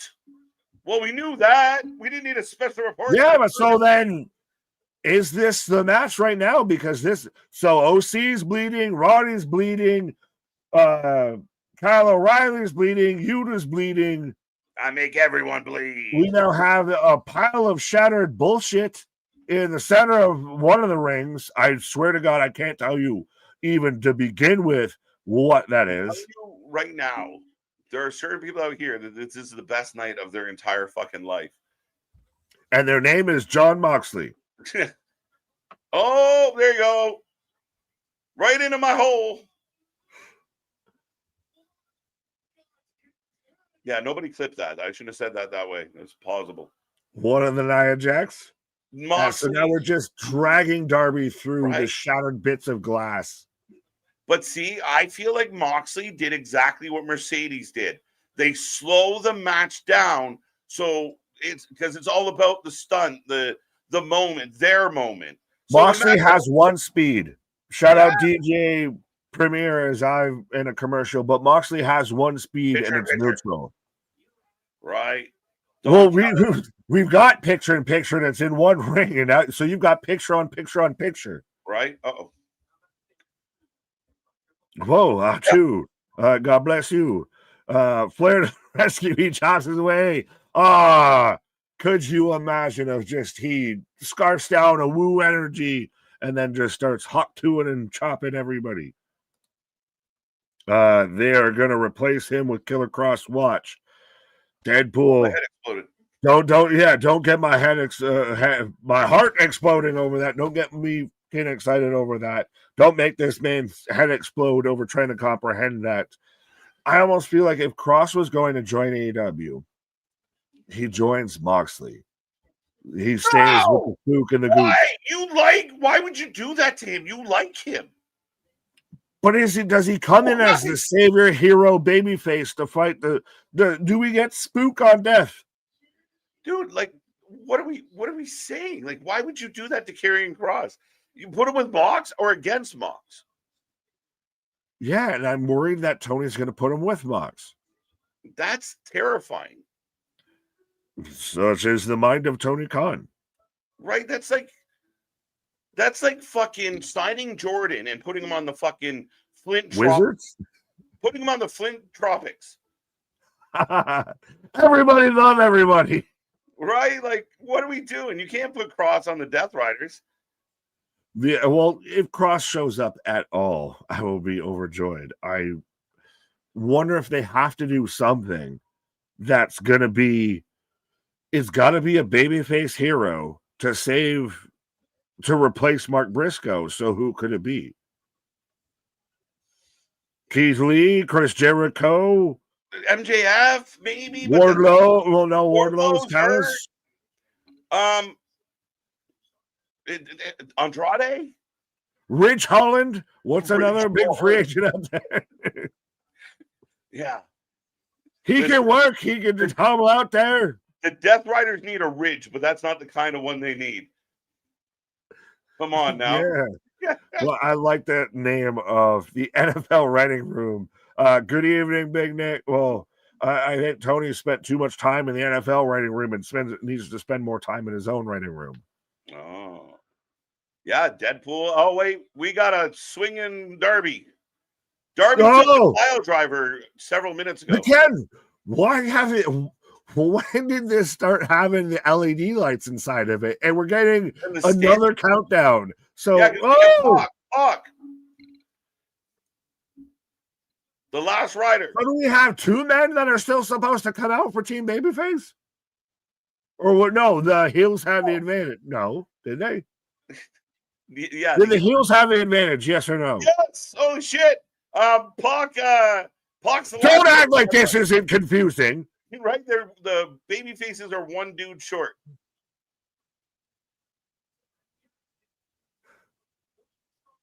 Now this makes sense of with Pac taking his sweet ass time because he's in no rush. He's in no hurry. The new look Pac is interesting to me. The short hair, the unitard. It's interesting. He looks like if a hobbit and a dwarf had a child. Because he's swole but short. And he's got the fucking, U2, McGregor fucking haircut out here. It's official. So because they said that the last person has said no, so technically, I'm going to say this before it happens. Technically, both teams are full and set. So someone running in now would be against the rules. They can't join, but there is no rules, so fuck it. But we'll see what happens. Are they going to even it out? How can you be against rules that don't exist? Right? Fuck. There's a 33% betting odds on Death Riders, but given that there's a time cutoff, I'd say Tony Khan will take the safe route and let the Death Riders win this one. Place your bets, everyone. I'm with you. I feel the same way. You think that there's a time cutoff? That's the funny part. There has to be at some point. Yeah, tomorrow. Well, we're at 10:15 now, so we already projected with this going 2.5 hours that it's going to have an overrun on 2.5 hours. Yeah, I'm saying like 240, 239, 212. Does this touch the 11 o'clock hour? Mm-hmm. No fucking way. So I don't know, but Kyle O'Reilly's doing his best Sky Blue impression. Yes, yeah. Moxley and the crew took a timeout to just shake the cage. So everybody's down on the babyface side. The numbers advantage. Pac looks like the baddest ass in here. Like Pac looks like the leader of the crew. Yeah. He looks like the psychopath that would eat your bones and bury your children. Like because he looks like a fucking goblin. Yes. Green. Oh, hey, Roman did that too. It's 5-on-4. Yes. So this is just an organized mugging. Yes, Mark Briscoe has been taken out. So someone's got to come out to save the day. Why are we doing Hangman versus Shibata next week? Oh, we got Briscoe with a toolbox, a chair, and clippers, bolt cutters. They don't. You know who would be cool if he came down instead of even a Mark Briscoe? Eddie fucking Kingston, who has history with John Moxley and everything he like that. He ran out earlier. He already did a run-in. He was already. He can do again. Trust me, he needs a couple of run-outs. Oh, Yuta eats the door. And I love you, Eddie. But so what I kind of said might happen is there is no surprise. It's just Mark Briscoe was like, I'm so strong. Like it's a senseless spot. It's just, again, Mark Briscoe's already super over. You could have just done this and had him come out and have the hero spot then. That's when you do it instead of prolonging what we already knew was going to happen. Yeah, if you're going to be like, oh, Briscoe might not be able to go, then bring someone else in. That's your setup. If it's going to be Briscoe, just bring in Briscoe. Like, why? It was so unnecessary. AEW Climax Control. And we're back outside the cage again. Thank God for these fucking War Game matches. Why do we get a cage if you don't want to be in it? At least, though, this makes sense. Instead of, we're going to crawl. This makes more sense than what had happened before. I think Darby definitely fit through one of those holes. We've had enough hole talk earlier here. So we're going through the toolbox, and we've got crowbars and toilet paper rolls and everything else. It's like saying, everyone come over to my house for a party. And when everyone gets there, go, okay, everyone, the food and the music's on the lawn. What the fuck are you doing? Like, get in the ring. Get back in there. You ever had a cookout? Right? Yeah. Everyone get the fuck outside. Can we go to the backyard? Fuck out my house. We're doing it on the sidewalk, bitch. You ever heard of a block party? Well, now you have. Yeah, right? But get back in the house. Wrench! We got a wrench. A tool being hit by a tool. It writes itself. Redundancy. Thy name is. So I got a bat. Oh, we got a barbed wire bat. Just everyone's everywhere. And they're struggling to follow it. But no, this is what it should have been before. What this is, I'll give them credit. We didn't get this before. The first Blood and Guts match we got, everybody came to a fucking standstill and everybody just sat in the corners and looked at each other. Now this is what it should be. If we've got action here, there, and everywhere. And I don't know what to keep track of because everybody's losing their fucking mind. I'll give them credit for this. Absolutely. I'll give you that. I'll give you that for sure. Briscoe on adrenaline. Yeah, right. 5-on-5. Yeah, the match is official. We have the 5-on-5. See, you know what it is, Nick? Oh, Mark's going to go up. Oh, yeah, someone is. Oh, Danny. Do you know why they did the Briscoe spot? The reason they did the Briscoe spot is they needed an excuse to open the cage. That's all it is.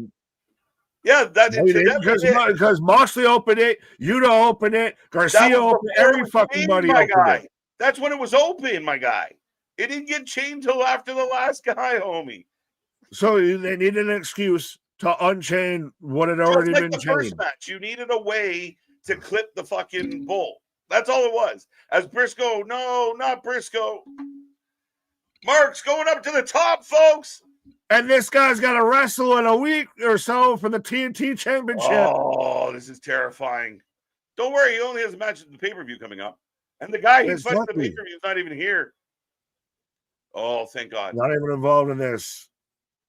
Oh, Kyle says, wait a minute. Wait, I help.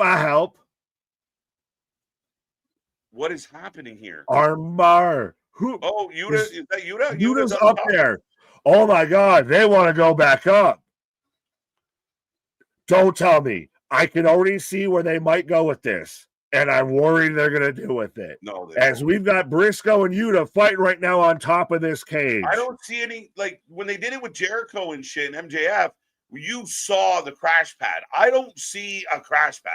Well, I don't think they're going. I think you think they're going one way. I think they're going another way. I think they're going, dear Lord, they're fighting right on top of us. They're fighting right above us right now here, folks. Oh, he's got.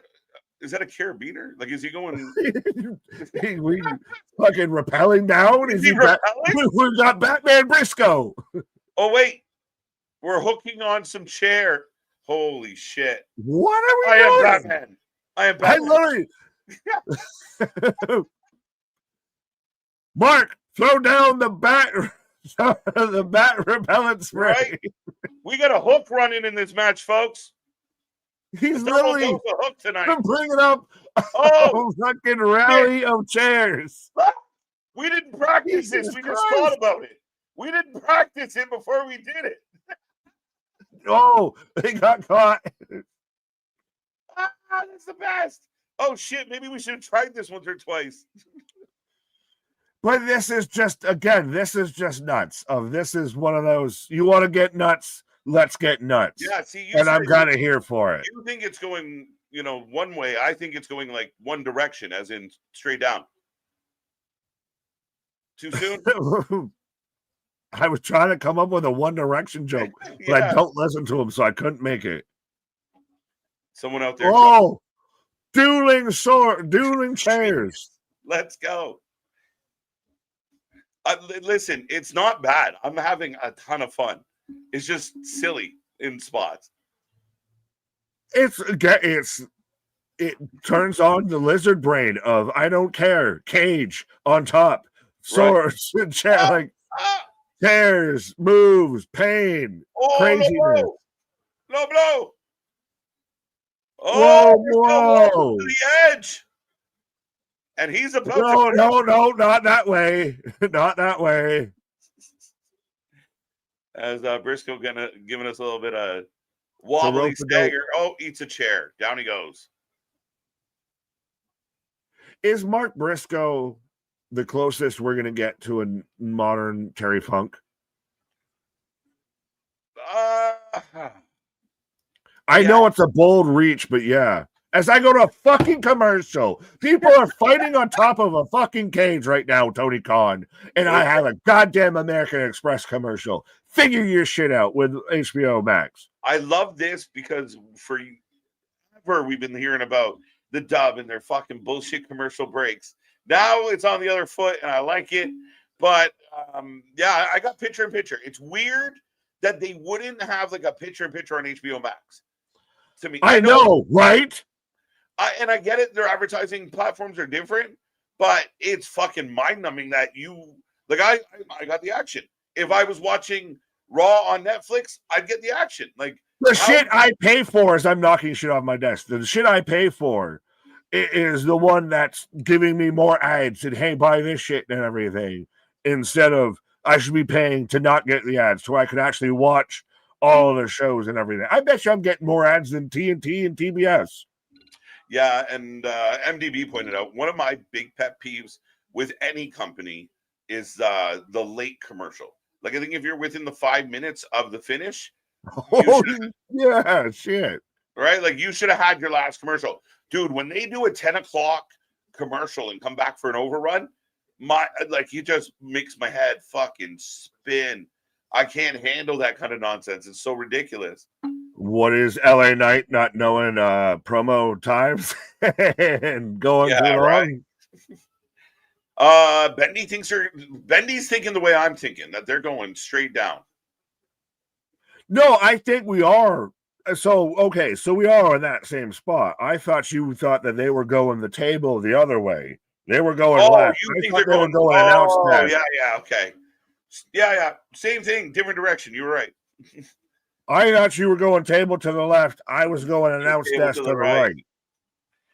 No. I mean, again, I really don't want to see someone get chucked off this fucking cage. I think it's going to happen. And it's so weird. Like, usually, like, I don't know. I'm going to break the fucking screen if this happens in a commercial. No, right now, Kyle O'Reilly is kicking the shit out of Danny and Moxley. Just legs for everybody. Well, we just walked away from people fighting on top of a fucking 17-foot structure or whatever. They're still on it.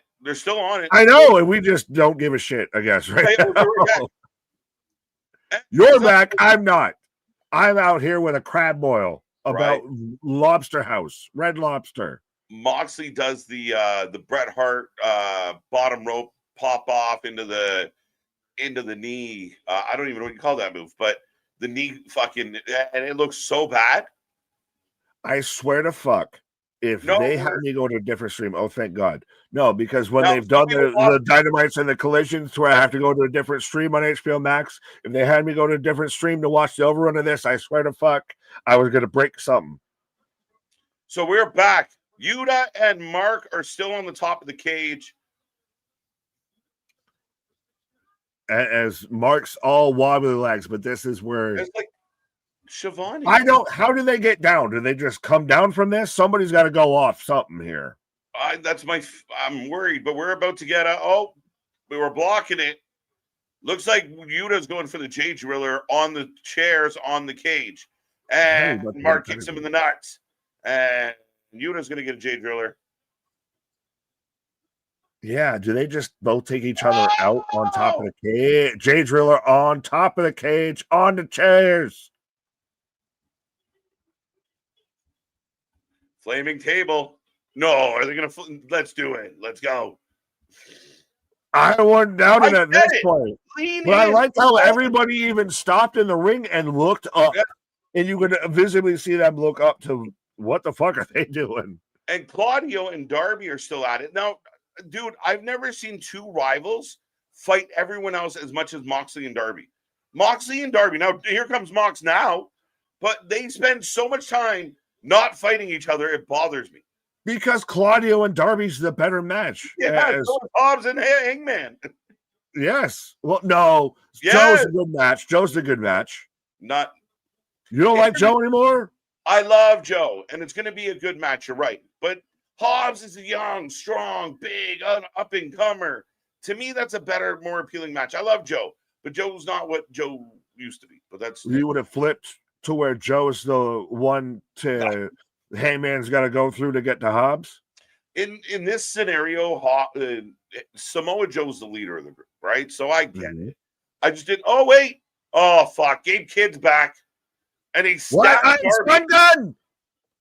What did he stab him with?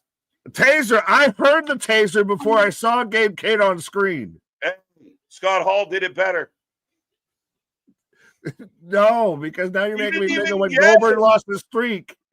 Gabe Kidd's got Darby. Gabe Kidd is beating up Darby worse than John Moxley.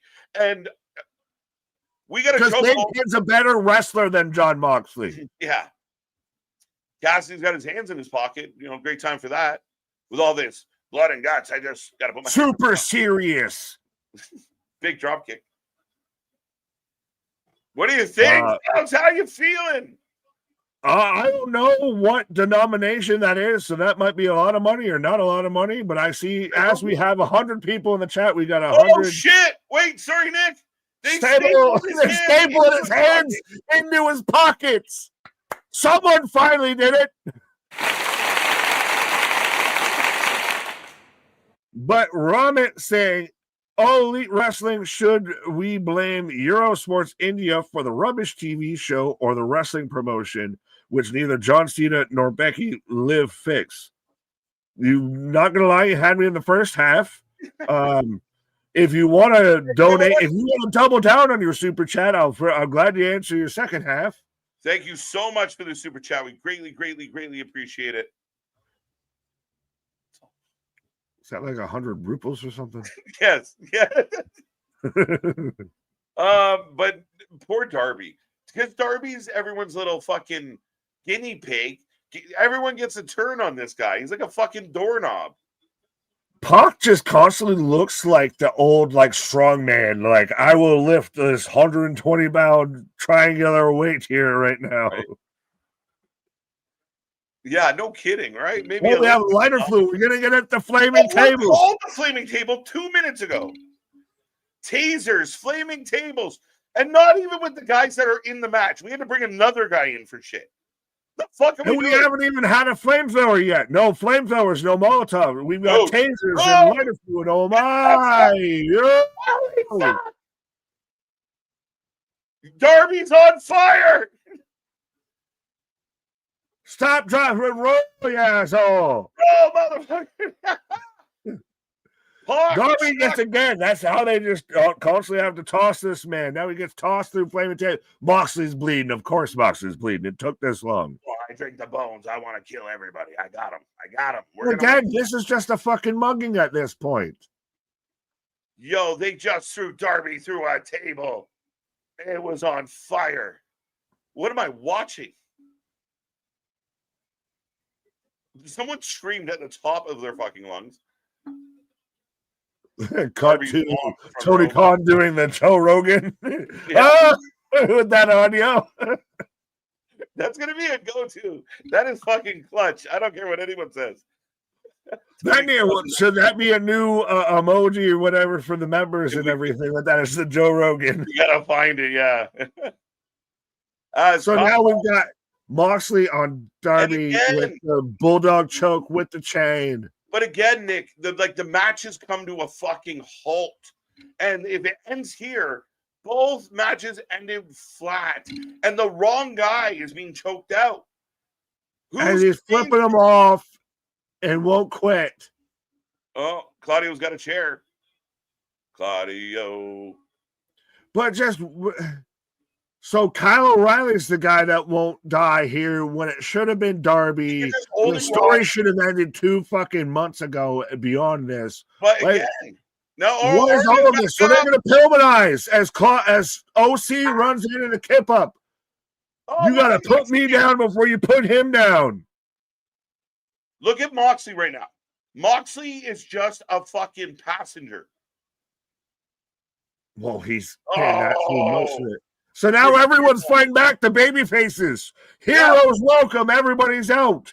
This is, on your left cap type shit. This is 100%. But wait, there's more at 10:33, by the way. Show me the way to go home. Superman punch. Oh, that was horrible. Fucking horrible. Oh, he just slid down at the tables tonight. Say nay. There was no oomph in that throw. Marina Shively, his wife had more oomph in her throws tonight than he did. How the fuck are you going to end this? Claudio, what to cut off? Again, how is it that Claudio looks more like the leader? Or what was that, a kiss? Oh, the table says no. What a fucking shit show. Smooches, booches. Spear at the table says nay, nay again. Ironclad table, Superman punch. So Kyle O'Reilly is going to tap out John Moxley to end this. Kyle O'Reilly, because John Moxley's fucking squealing and screaming like a fucking fish out of water here. Through the table, John Moxley's going to give up to Kyle O'Reilly to end this, and this is the end of the Death Riders. He's in the club. He's in the pile of glass and everything. Why did he let go? Now switches it. Why did he let go? Armbar. Heel hook and back into the ankle lock. There's no fucking way. There's no way. And he's going to tap. There's no way. Pile of glass and everything. John Moxley didn't give up. John Moxley taps to Kyle O'Reilly. What are we doing? Holy shit. Kyle O'Reilly taps Mox. There goes my hero. Watch him as he goes. What the fuck just happened? So Darby's not relevant in this story. Mark Briscoe's not relevant in this story. Claudio Castagnoli's not relevant in this story. Pac's not relevant in this story. Daniel Garcia's a passenger. This has all been a Kyle O'Reilly package this whole time, I guess. I'm shocked, man. That's insane. Let's go. The baby faces win. A man short, by the way. This has to be the end of the Death Riders. You got bitched out. You lost a man down. You've now quit 3 times. You're over. So Moxley taps out again. Great selling by Mox here. Look at Mox. You are instantly up and so shit at your job. That was crazy. Jesus Christ, look at Kyle O'Reilly's face. But yeah, so we've got 3 members of the Death Riders just all get the free pass to go somber, sawed off in the fucking one ring while the baby faces start to celebrate the other. No Darby's in the finish. No Briscoe's in the finish. Kyle O'Reilly taps out John Moxley. So that's the second time the leader of the faction has said, I quit in a row. And I hate to break it to everybody out there. Kyle O'Reilly is not it. He is not the guy that let's push Kyle to the moon because he's going to put asses in seats. What the fuck? Like, how does Darby get pulled out of the equation here? This has all been about Darby and Moxley. Darby and Moxley. Darby gets taken out by Pac and Gabe Kidd. And then Moxley taps to Kyle. Listen, the crowd was lit. The energy in the building was insane. And they surprised me with the finish. Good job. And Gabe Kidd just fucked off, by the way. Had no impact. Was still there. Was still present. And just had no impact on the finish. It just... Again, chaos and calamity and entertainment value of just holy shit, fuck, what did they just do? It's not bad. Entertained. Sensible booking, actual bit of storyline, continuity, anything that ties into anything. Non-existent.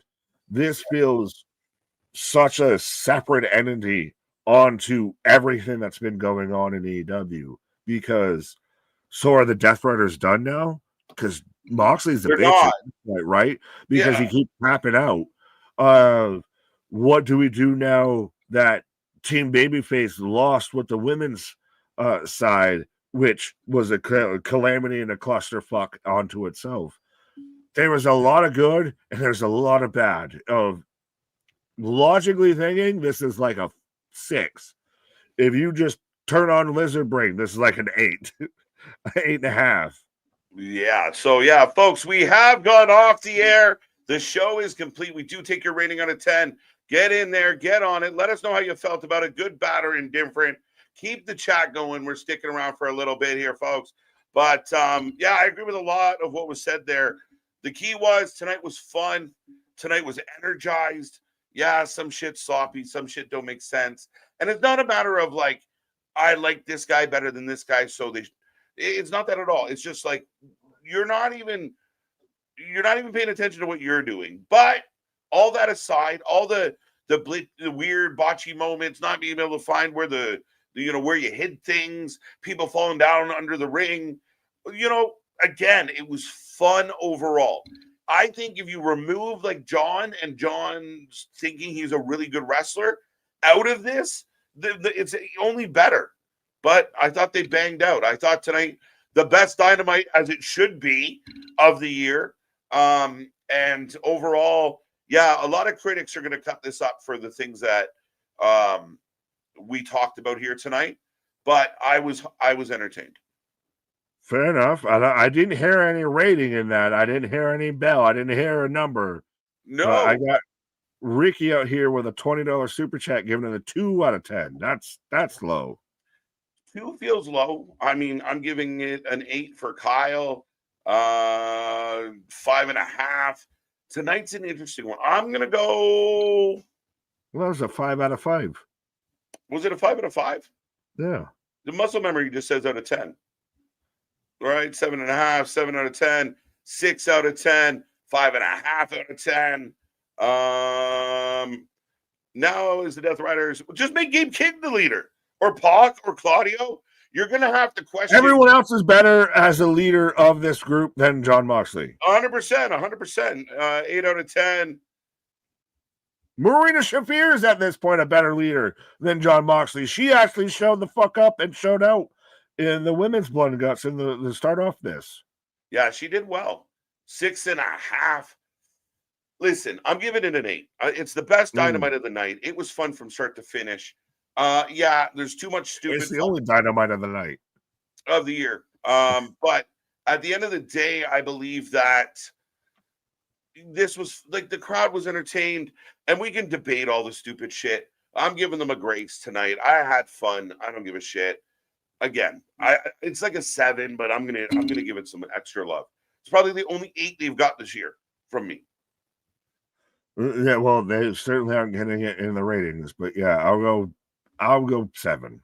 Fine, I will meet you there. Like I said, if you want to go steadfast and technical and every little hiccup and missed moment and everything like that, it's to me in a 6 range.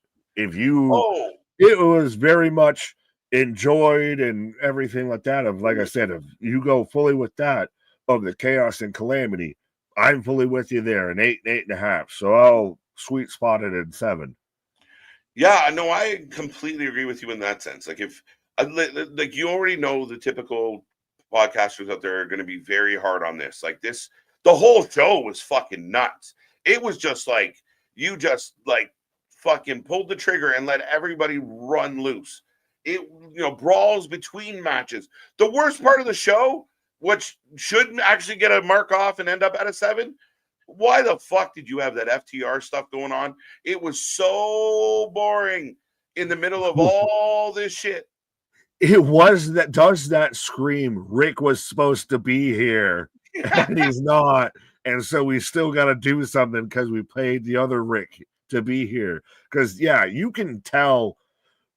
I bet you honestly, if we really wanted to, we could start naming names and what they'd say and what their opinions would be on this show. Right. Already you can see it. But yeah, I'm like I said, 7. There was a lot. The chaos and everything in this match on both Blood and Guts matches, I enjoyed. They also had moments to where they really lost me and really wandered off. Like Papa TK got Alzheimer's and just kind of wandered off, and we got to bring him back to the home here. Yeah, it's funny. A lot of listen. I had fun. I don't give a shit. I think Boston said the same thing. 7, 6, 8.5. You wanted them to start doing it every week, my guy. Do it. Lean right into all of this. Bring the cages next week. Pick 12 random people. Cage match. Brawl. Blood and Guts again. Do it all. You see what we've done here, folks. So KJ's been exposed to too much AW now and everything, and too much chaos and calamity in these brains finally snapped and broken. You And now he just wants it all the time instead of sensible right? booking and actual storylines and good pro wrestling. After all this time, you clearly can't book. You clearly can't write. So just abandon ship Fuck and it. lean the fuck into chaos. Every episode, no rules. Like, go that way. There are no rules unless stated. Like, just fuck it. Put everything on a poll. Just jack everything up. Have multiple fucking. Let's get the fucking 3 tiers of doom, so people think that Tony fucking created that too. I mean, it's just do it all. Do it all. Fuck it. Hey, Tony, I know Russo's out there working, but yeah, now you're just making the case of what I said as an insult before. Of it's just going to start becoming WCW out Right? here. Like, it's funny as shit. 9 out of sorry. Thank you so much, Mega, for the sticker. But yeah, like fuck it. You're never gonna go the other way. But at least tonight, There's hope they can go the other way. There's potential. The problem for me is the fan base and the mentality. Like when you say this is the best pro wrestling, it is not. It is not. Unequivocally wrong answer. Because you are defining pro wrestling differently and you're too far. I know there's interpretations, but when you wander off too far, you're something different. This is something different, and that's okay. Lean into it. Fuck it. They've gone feral. They've gone feral. Is Right? that what you're saying right now? I'm joining the cult. This is bullshit. You're drinking the Kool-Aid, folks. Right? I've had enough. 7.5. Love seeing Mox tapping. Blows my mind that Mox taps to Kyle O'Reilly. It's Now I'm trying to think of what's his name? That's the dude in the Matrix that's like, I know this steak isn't real, but I enjoy this steak. I don't care. 8 out of 10. Let's go. Let's go. How did he became a member? How did MDB get a Mox emoji? He's a member. You got to become a member. You get special emojis. 100%. We emoji you emoji. That lean in. Now, if you're booking, don't dance and then pull up her pants and do the Conway. Now lean in. The women's blood and guts match was the longest women's match in AEW history, 46 minutes. Okay. The second one was 3 minutes. Let's go. Dakota Kai, Shotzi. Again, I give Tony credit. He's running with the guys he's got. You know, no big pops, no big surprises. No, like a lot of free agents out there at this point. Right? I mean, it's crazy though. With all the names out there, are we surprised that none of them have gone to AEW? Is that telling? Ian Knox? Well, no, they went for a cup of coffee. Coffee. They did the Grandpa Simpson. Yeah.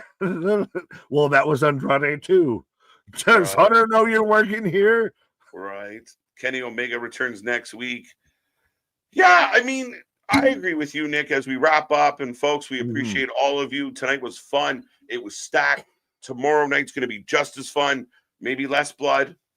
But overall, should be a fun night as we go live for TNA Impact. We're looking forward to it. Tonight, I was high. I had so much fun tonight, and that's their job. The people leaving the building right now are high-fiving and pumped about what they just got. So I got to give them credit for that. To me, that's the golden rule: is how did your fans in the building feel? A lot of times they feel half dead. Tonight they were alive. So overall, it was a lot of fun.